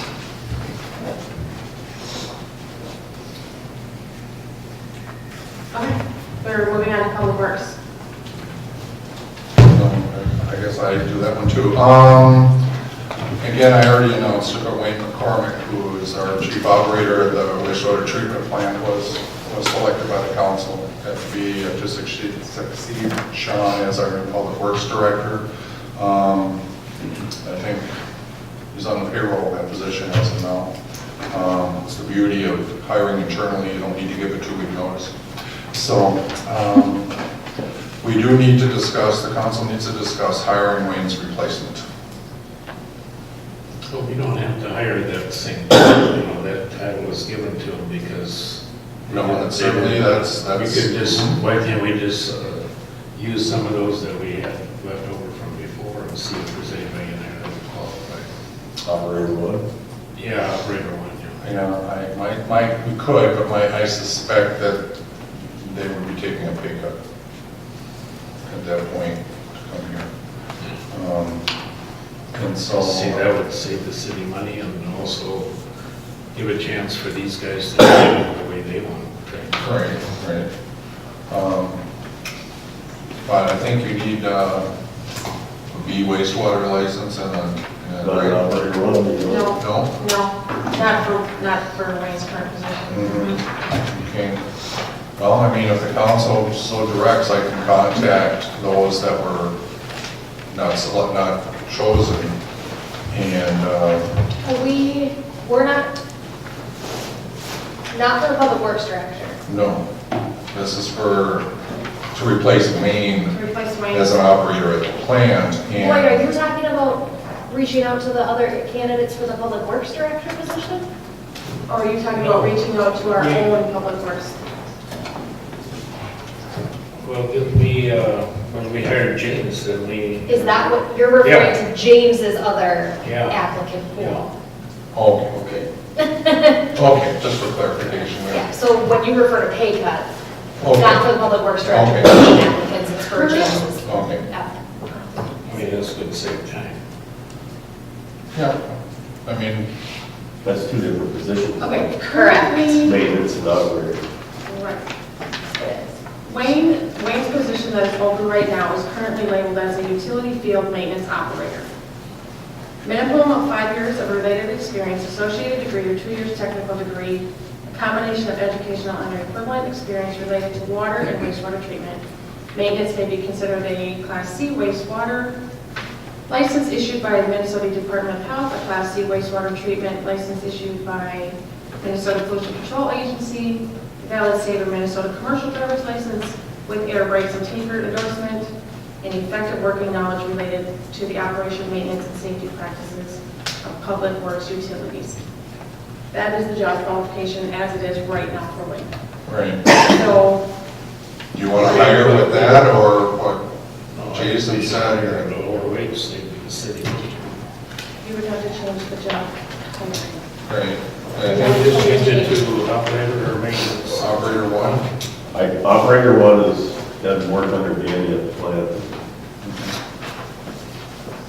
And we have a maintenance worker one, which is James. So what?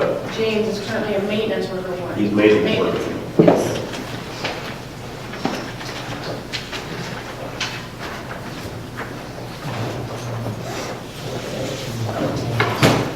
Operator.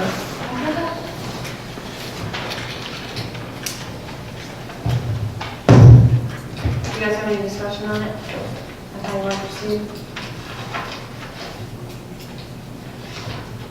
I feel like we need to have some discussion with Wayne and potentially even the guys about kind of where their needs are.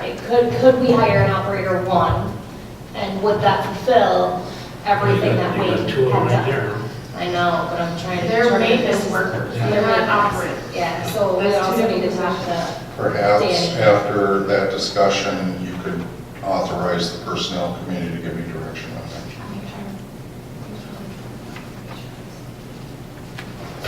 That way we're not waiting a month. Correct. So.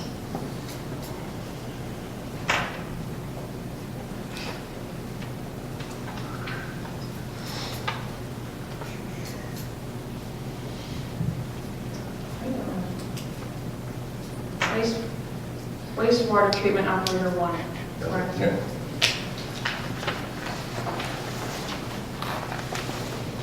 So I'll make a motion to have the personnel committee have a discussion with Wayne and Public Works to determine what the best replacement option is for Wayne's old position. I'll second that motion. Roy is not here. I'll vote aye. Ben? Aye. Jill? Aye. Lloyd? Aye. Motion passes 4-0.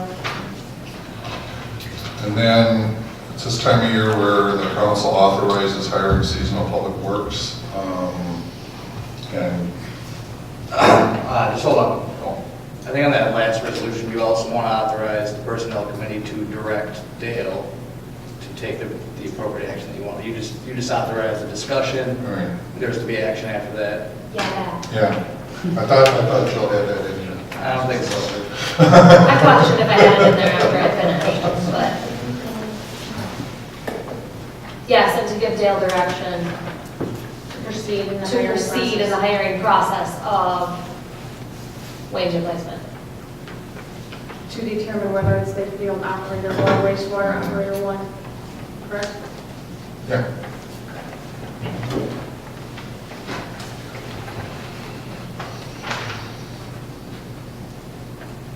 Okay, back to seasonal. Where we, Go ahead, I'll tell you. We typically hire two. Hired three last year. Oh, we did? Last 3 years, it's been three. Do we need three? Well, with the new regional park mower, We're adding that's on one person more right and there. more. What? We're adding on more and more parts. And, what it is. Right. I mean, that one person, that third person's just gonna be doing regional park. well, and isn't it true too that you hire three and they're gonna all be here all week, every day, and then they start and somebody's gone all the time? Yeah, spoken to. Yeah. So, we then need to make the motion to advertise for 3 seasonal positions. Last year was at what, 14? Well, No, I think we went up. went from 10 to 12. What, 10 to 12, I think 12 is. 12 was what the scale was. Do any of them come back to repeat? Yes, and this year, I don't know if they're good, but we got 2 candidates that might. Depends on their internships or schools. So, We should contact them first because they're already familiar with everything. Yeah. I still know this, all this stuff, I don't know where to go. The one down the road. were you making the motion, Michelle? Yes. Can you just make it and say whatever the wage was? Clarification of last year's wages. Yeah, I'm not sure. We will have to look back. Yeah, I think it, I find it's the last year's wage. Yeah, it was $12. By what? Just put in the end whatever last year's wage Yes, was. correct. Okay. Yes. And the deadline? You have to have a deadline as to when. Give them a couple of weeks, so that would be, May 1st. So if you May get 1st. it into the paper, No. what's the deadline for the paper? To get it in for advertisement? Do you know, John? I have no idea. Monday, I think. Is it Monday or Tuesday at 10? yeah, I think Tuesday if we at get 10. it in tomorrow, we'll be fine. And, Oh, but, yes, by you know, noon. Yeah, tomorrow by noon. That'd be the 13th, so 27th, 2 weeks. Yeah, because it wouldn't go out until Friday now. Yeah. Well, it You goes got to 2 the weeks journal. on Friday. Wednesday. It goes to the journal press, but then the drummer by Friday. Yeah, So. because that Friday is Good 30th. Friday, so The 30th at noon, 30th at 11. or 11? Yeah.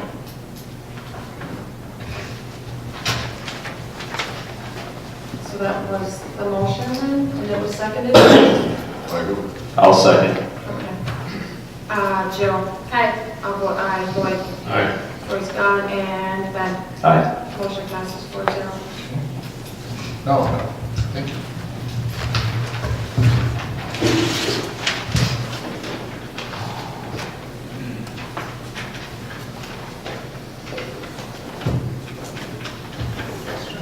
Justin? Yes, Mayor, Council. So, 3 items on the agenda there. The first one is the AUAR. We started talking about this a little bit. What this is just the final step and a final adoption of the AUAR. As you recall, last November, the AUAR was sent out for public comment to all the agencies in the public. And that comment period ended on November 17th, 2017. We only received 2 comments on the plan.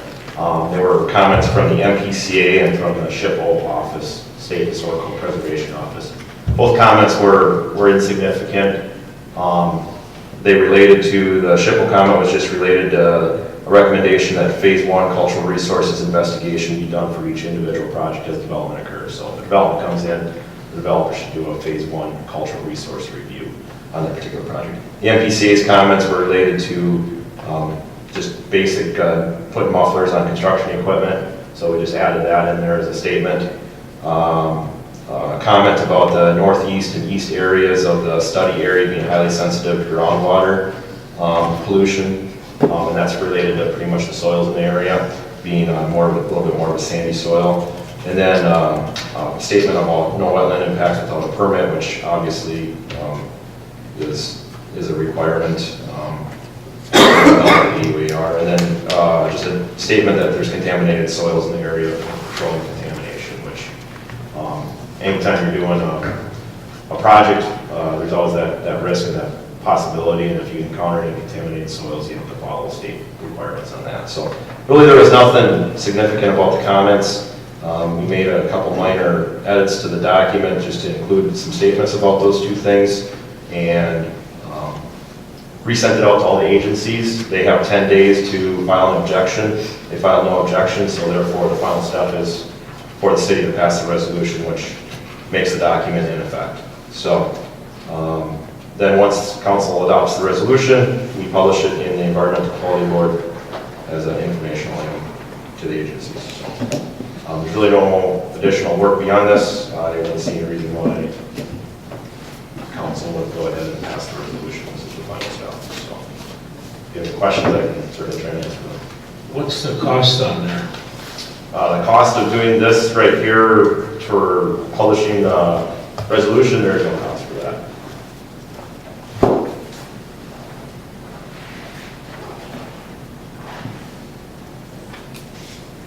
Any discussion? Is there a motion? make a motion to approve or resolution 2018-09, resolution adopting the final revised alternative urban area-wide review. Second? I'll second that motion. I'll vote aye. Jill? Aye. Lori is absent. Lloyd? Aye. And Ben? Aye. Motion passes 4-0. Second item on the agenda is the public facilities loan for the well and well house. A resolution is required to be submitted with the application materials that are due at the end of March.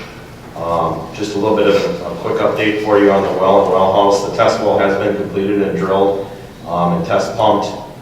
We're anticipating a production well of around 400 to 500 gallons per minute, which is fairly consistent with the well number 4 and 5, the two newer wells that the city has. So that's good news. The formations in the aquifer were similar to what we've seen in the area, which means you appear to have a fairly consistent aquifer base, which is also a good thing.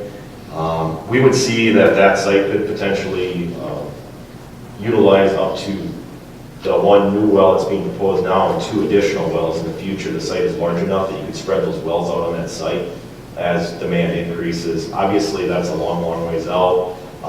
What we're doing right now is we're continuing with design based on what we talked about last month, based on the fact that the test well came back with positive results, and getting those ready to submit by the end of March for the PFA deadline. So that was all authorized last month for submittal. Just again, the design to send it into the PFA for the loan, and going no further than that this time. But a requirement of that is that you need to pass that resolution, which basically officially requests the PFA loan. Doesn't commit you to the loan. The city would receive bids on that, and then you would have an opportunity to either reject bids or accept the bids, and the formal approval process would be in front of you at that time. Is there any discussion? Matt? Chairman, Council, once again, Matt Russell. It's just a question then, will the existing site now, you said, we got one positive test well with a potential for possibly in the future adding 2 more wells on that current site. Correct. Will those future sites require additional pump houses, or is there a little bit of design built into that pump house you're doing now to possibly, add that second well, and maybe the third, or? We are making some accommodations to be able to add 1 additional well. You get to the point where you add 2 additional wells for a total of 3 wells, we can certainly do that. But I think at that point, that is so far out that the additional costs that would be incurred would not be worth it. So we've had discussions with the operators, with Dan and Wayne, about how to accommodate that second additional well in the future. Again, that's a little ways out, but depending on how growth goes, it certainly could be a matter of potentially within 10 years. You're saying that for a little bit more money spent when you're doing it now, especially when you add a well, it can save you a lot in the future. So it's just a thought. I just want to make sure. Yep, and that is the way we are progressing and planning. Thank you. Any further discussion? Is there a motion? I'll make a motion to approve resolution 2018-11. Not going to say all that. I'll second your motion. Lloyd? Aye. Lori is absent. I will vote aye. Ben? Aye. Jill? Aye. Motion passes 4-0. Also, just to let you know, I was going to mention, I have been discussing with the property owner to the south. He has verbally agreed to provide the city with an easement for both access and the utility easement that we need to get water main connection back into County Road 110 for the water main connection. So the city attorney is drafting up an easement document for that for him to sign. The last thing on there is regarding the Highway 25 project. Back in 2017, March last year, this item was brought before to the city council. Council had decided at that time to go ahead and proceed with preparation of plans and right-of-way acquisition for the project, and working with MIDDOT on the preparation of a draft cooperative agreement. Subsequently, in the 2018 budget that was prepared, there was money allocated for that actual right-of-way acquisition cost and for the preliminary design of the project. There's $150,000 allocated in the 2018 budget for the right-of-way acquisition for the project. Since that budget was approved, I did go ahead and, well, backing up 1 minute, that does require, even though the state is not contributing to the cost of the right-of-way acquisition, that's a city cost, it still has to be done in accordance with state requirements, because it is on a state highway truck highway system.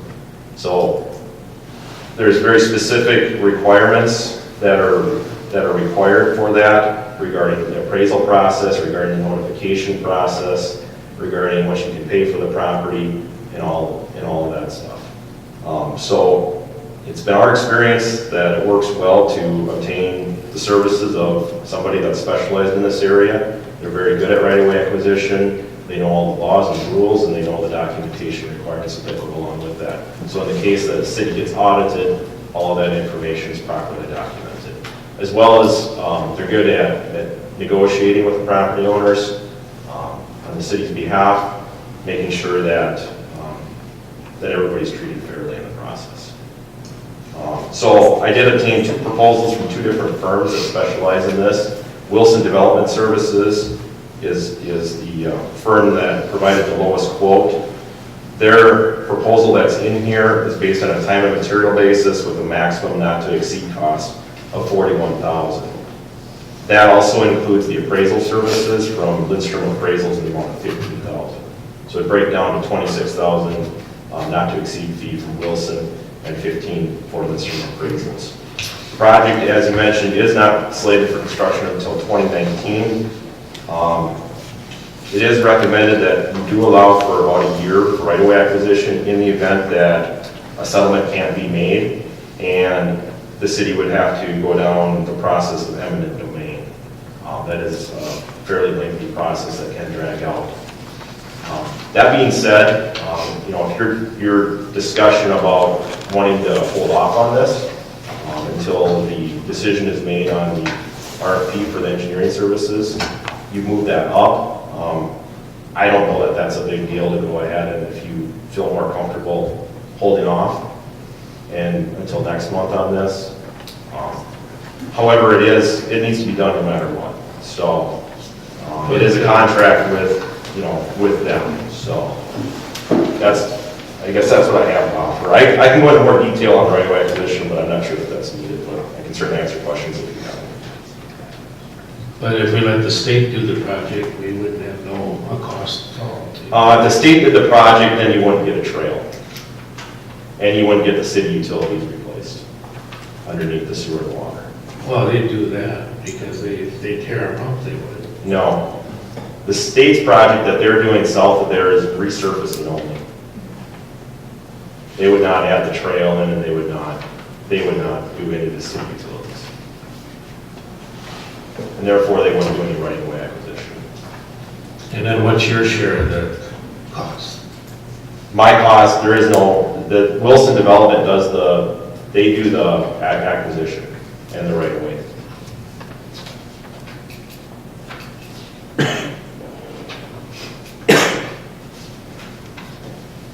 So this whole thing is going to be done, and both people won't bill us for anything for this. Not for the right-of-way acquisition, no.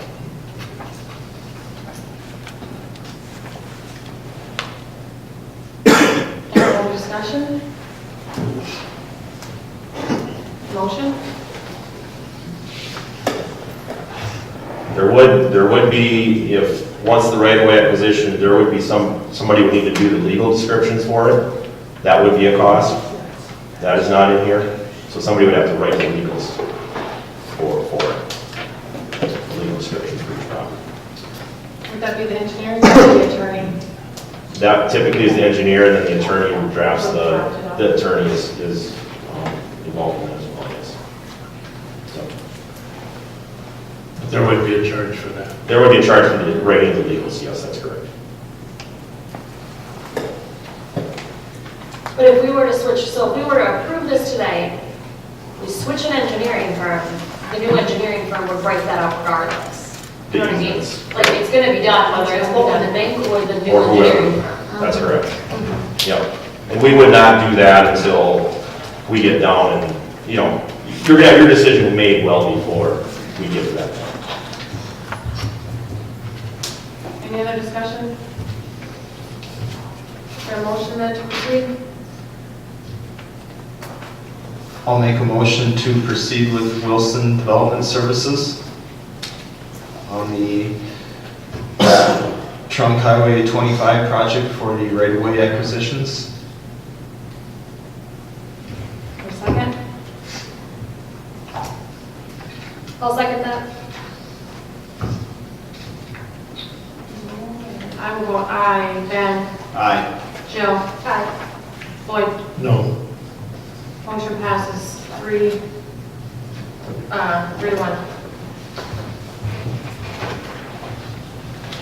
Tom?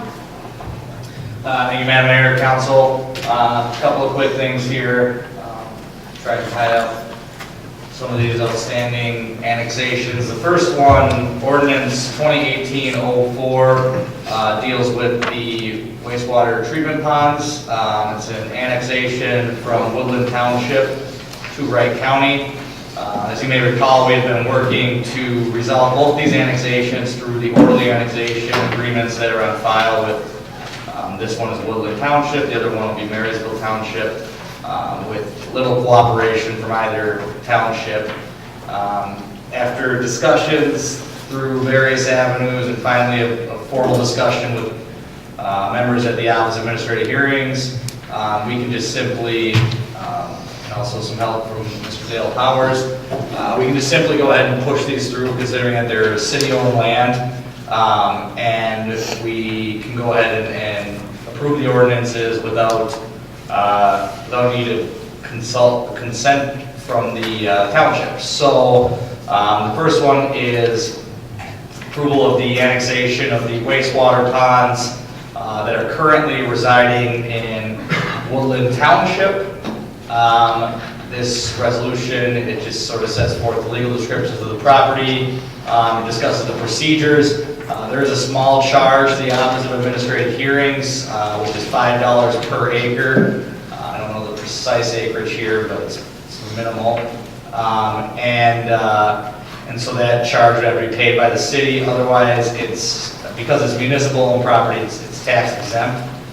So there won't be any payment to Woodland Township for the property. We just essentially would give the authority to put this on file, the Office of Administrative Hearing, and take the land that Montrose currently owns into the borders of the city of Montrose.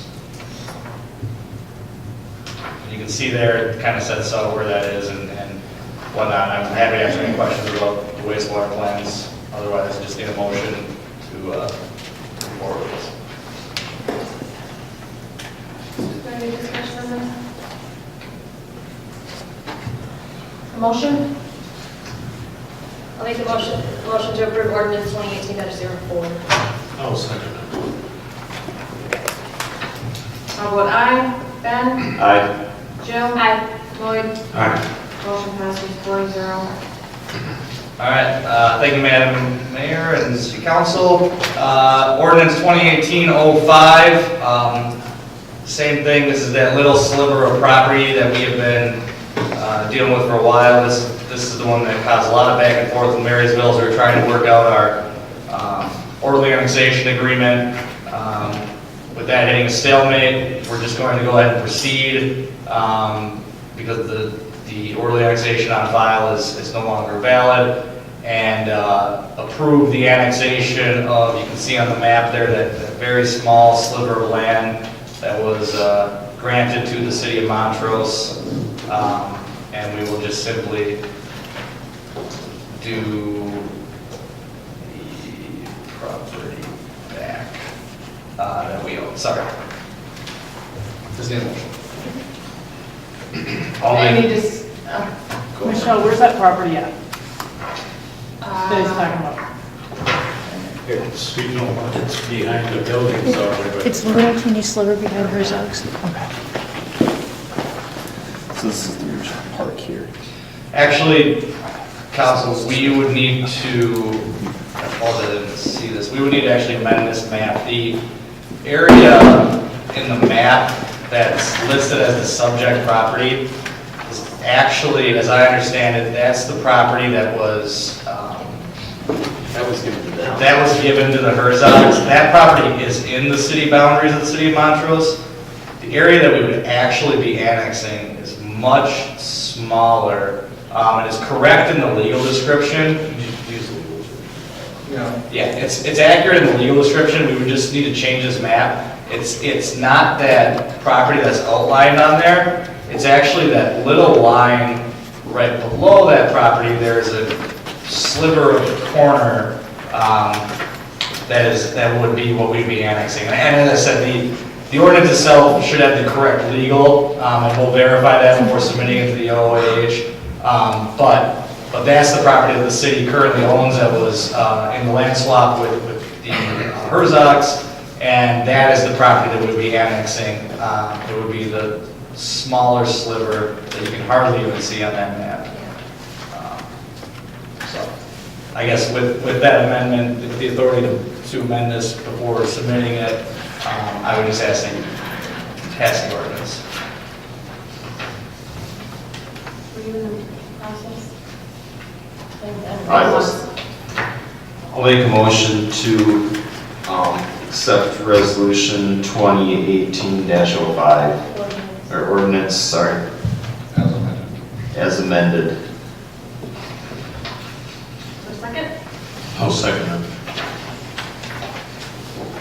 All right, Ben. Aye. Jill. Hi. Lloyd. Aye. I'll vote aye, motion passes 4-0. All right, thank you, Madam Mayor, members of council. The final one, there is an attachment, however, that's a rough draft. Essentially, this matter relates to a discussion that Mayor Otto and myself had regarding a few, I believe he said it was 5 residents. Three residents within the city who are, who have not updated their water meters as required by city code. It's been 5 years. That's where I got that from. Since you updated the code and required the new electronic meters, continue non-compliance from these citizens. Initially, as you can see here, we put together a notice letter that will go out to the citizens. The notice letter will explain to them that they are to bring their meters into compliance, or explain, you know, they have the right, due process right to challenge it, or if they don't bring them into compliance, if there's no appeal through the due process rights, or if that appeal is taken and denied, the city will then inform them via the letter that will go out of the right to, not the right, of the fact that the city is going to turn off their water. What we need from the city council, and like I said, initially this was drafted for Dale to send out. However, now that there's a public works director, it may be more appropriate for the letter to come from them. Regardless, the city needs to authorize somebody under the due process rules to act on behalf of the city should the citizen want to apply and challenge this. The city has the authority to authorize an individual to serve as the liaison for the city council regarding any of the 3 citizens that would wish to appeal the shutting off of the water prior to that date. The city also can choose not to, you know, designate that right. They can reserve it for themselves, in which case we would just allow the citizen to come before the council if they think that they received the letter in error, or if they want to challenge the decision to shut off their water meter. Montrose City Code, both sections 3203 as well as section 30.11 permit the city to take this sort of action. We just have to make sure that the proper due process channels are followed. So I would just encourage the city to discuss whether whether the city would like to maintain that authority itself, or if they would like to designate it either to Dale or to the new Public Works Director, in which case the letter will be modified to put the appropriate information in there. We'll receive the addresses of the 3 citizens, and it will be sent out to them. The other determination is the city should determine when they would like to exercise their right to turn off the water, with the understanding we are in the middle of winter right now. It was an issue that came to my attention recently. I thought we would get it before the council, and you can certainly decide when that shut-off date will be, pending any sort of due process appeal. So, any questions? Any discussion? I think it's time. I think so. I do feel it would be more appropriate coming from Wayne since he's Public Works. Correct. So I would be in agreement to change that from Dale to Wayne.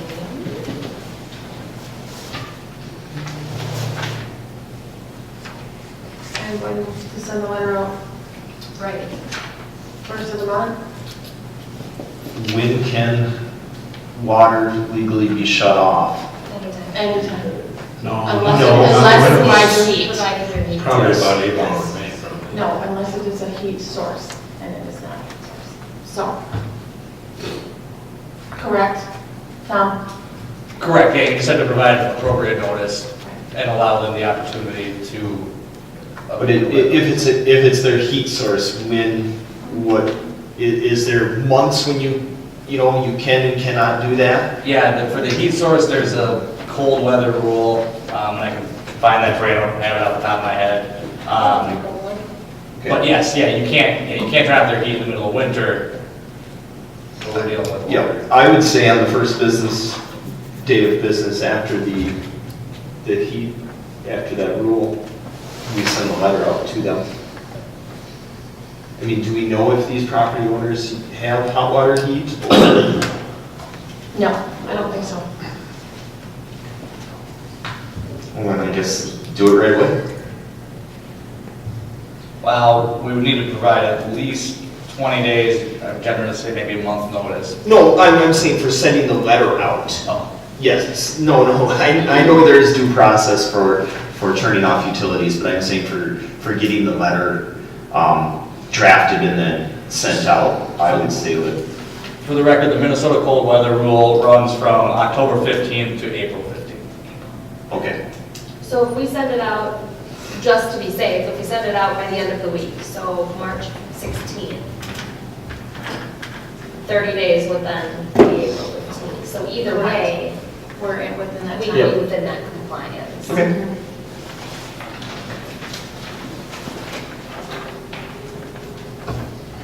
Do you need a motion then to proceed with this?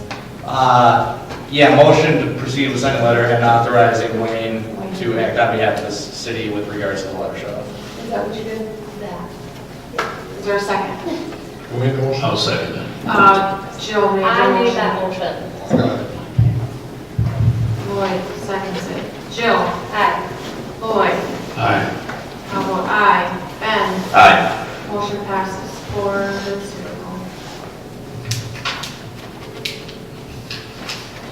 There's no Mayor, can I meant to bring up under my previous report under Highway 25, I just wanted to give a quick informational item out, a piece about the MnDOT project. I went to a pre-construction meeting for MnDOT's going to be resurfacing Highway 25 starting at 7th Street South, which is the Rock Brook development, going south all the way to Watertown. And that will be starting in mid-May. There'll be a detour posted for that. And the detour, it's going to be split up into 2 projects. There's a website available, a project website on the MnDOT website, and Dale has that link, so I don't know if Dale's planning on posting that anywhere, but starts from mid-May, phase 1 mid-May to early July, and then phase 2 will be early July to late July. And it's split at County Road 30, so phase 1 is north of County Road 30, phase 2 is south of County Road 30. The detour follows Highway 12 to Delano, and then south through some of those county roads there back to County Road 30. Starts in May? Starts in mid-May. 2019. What's that? Of No. 2019? No, 2018. This year. This year, like, Oh, this year. Yeah. months. Yep. I thought I seen something they weren't gonna do it until The intersection Up is here. 2019. Yeah, the, 12 and 25. That intersection is 2019, but from Brook Circle south is May. May 15th. Mid-May. Yes. so I'd encourage you to watch the website for updates. And then also, just an FYI, MnDOT's also doing a resurfacing job on Highway 55 from Buffalo to Rockford. And that will involve a detour of Highway 55, and that detour follows south, Highway 25 south to Highway 12, and then Highway 12 east over to Delano. So that's a fairly impactful project as well. And that detour, according to the MnDOT website, is planned for approximately 7 weeks, starting from early July to late August of this summer. And you can sign up for email updates online as well through the MnDOT website. So. We also got Highway 12, 3 days this week from Maple Plain in, or from Delano to Maple Plain. I'll wait till Bruce. Go ahead, You're talking about modifying the intersection at the stoplight, correct? In 2019. What are the exact modifications? Are they going to expand the turn lane on the southeast corner? No. What are the modifications to it? You're Other than referring- repaving? You're referring, Jill, to the trail project on Highway 25, right? Correct. Yeah, that doesn't involve the intersection. It actually starts just south of that intersection, right where the sidewalk currently ends. The project we were talking about earlier, the right-of-way acquisition. Does anybody know anything about, years ago, they were talking about, like on my corner, on the north side, they clipped both corners to, expand the, change the radius for the turn lanes. But I was told years ago they were eventually going to do that on the south side of the intersection, because, the big trucks have a harder time getting around. Anybody know anything about that at all? The only thing that I'm aware of is in 2021, 20 or 21, MnDOT's planning a resurfacing project on Highway 12. And they will address EDA improvements at that intersection as well at the time. So if they change the radius of the turns, that will be discussed then. Yeah, they haven't scoped that project out, but that's the only thing they've told us at this time, so. Thank you.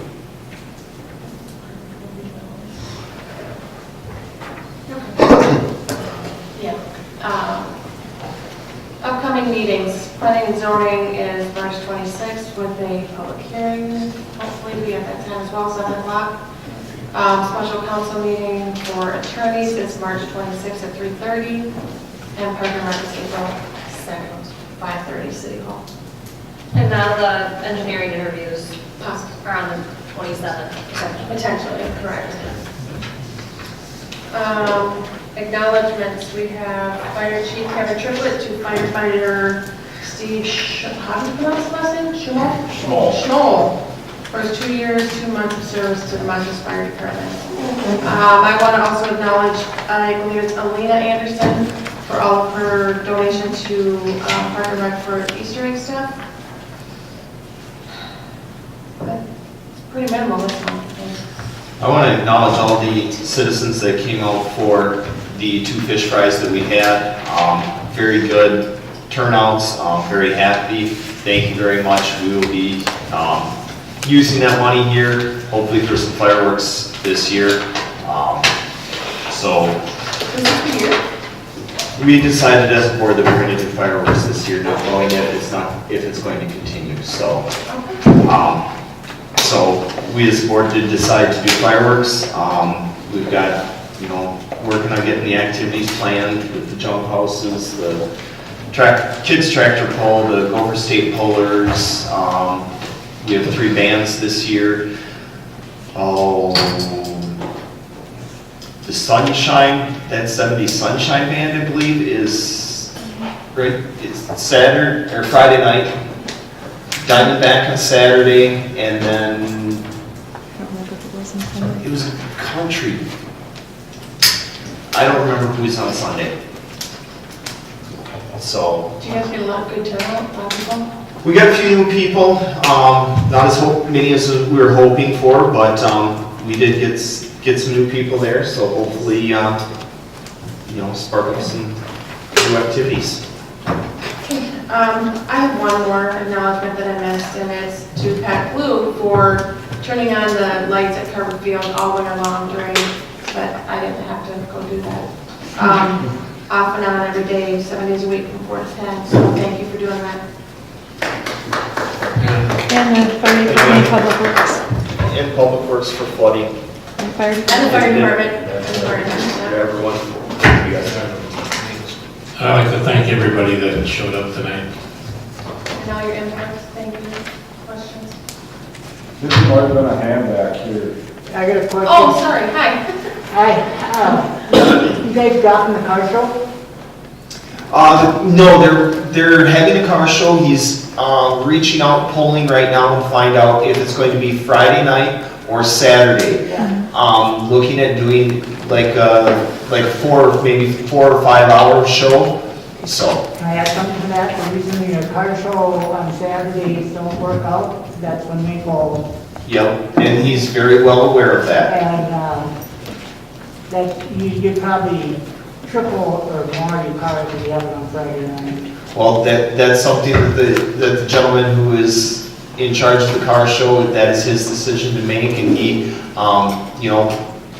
he's reaching out through social media. He's reached out to other car clubs and things like that, getting their input as to what he would have for better turnout. And that's why he also adjusted his time last year, that he had it to accommodate, because there were several people that were here that then did go up to the Gearhead show. Yeah. So. I got 5 cars there. Yeah. And I when you used to have it at the school, I saw them here, but because it was at a different time. And when it changed, it's more. Pardon me, who's the gentleman that you're talking about? I don't remember his name offhand, Bob. Frank Wilhelm? No, it's Aaron Rossett. Yes.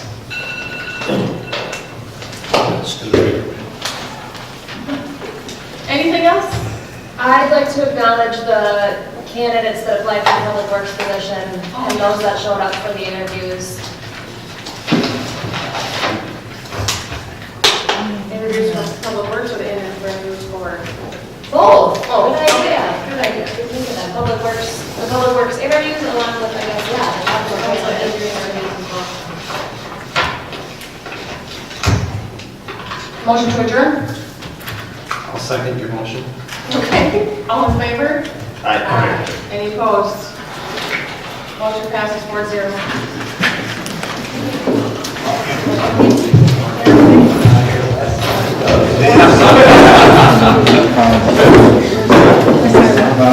It is. So I actually, so I Yep, so I would go.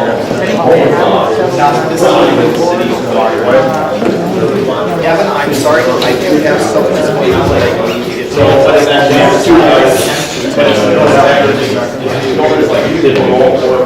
At this time, would you like me to maybe not the paint west side of it. I was gonna wait until I got home.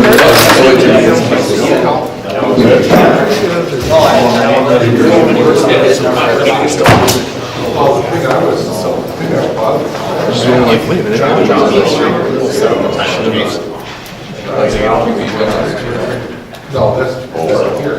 Thank you. Yeah, that isn't set. Right. Yeah, oh, yeah, right, yeah, so you're wondering why we're doing it. Yeah, so it's just this. It was a plan in the background.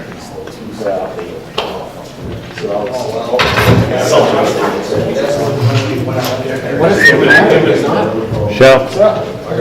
Michelle. I'm sorry, what do I put in this? Oh, yeah. Give me an example. Give me an example. Give me an example. Yeah. One of the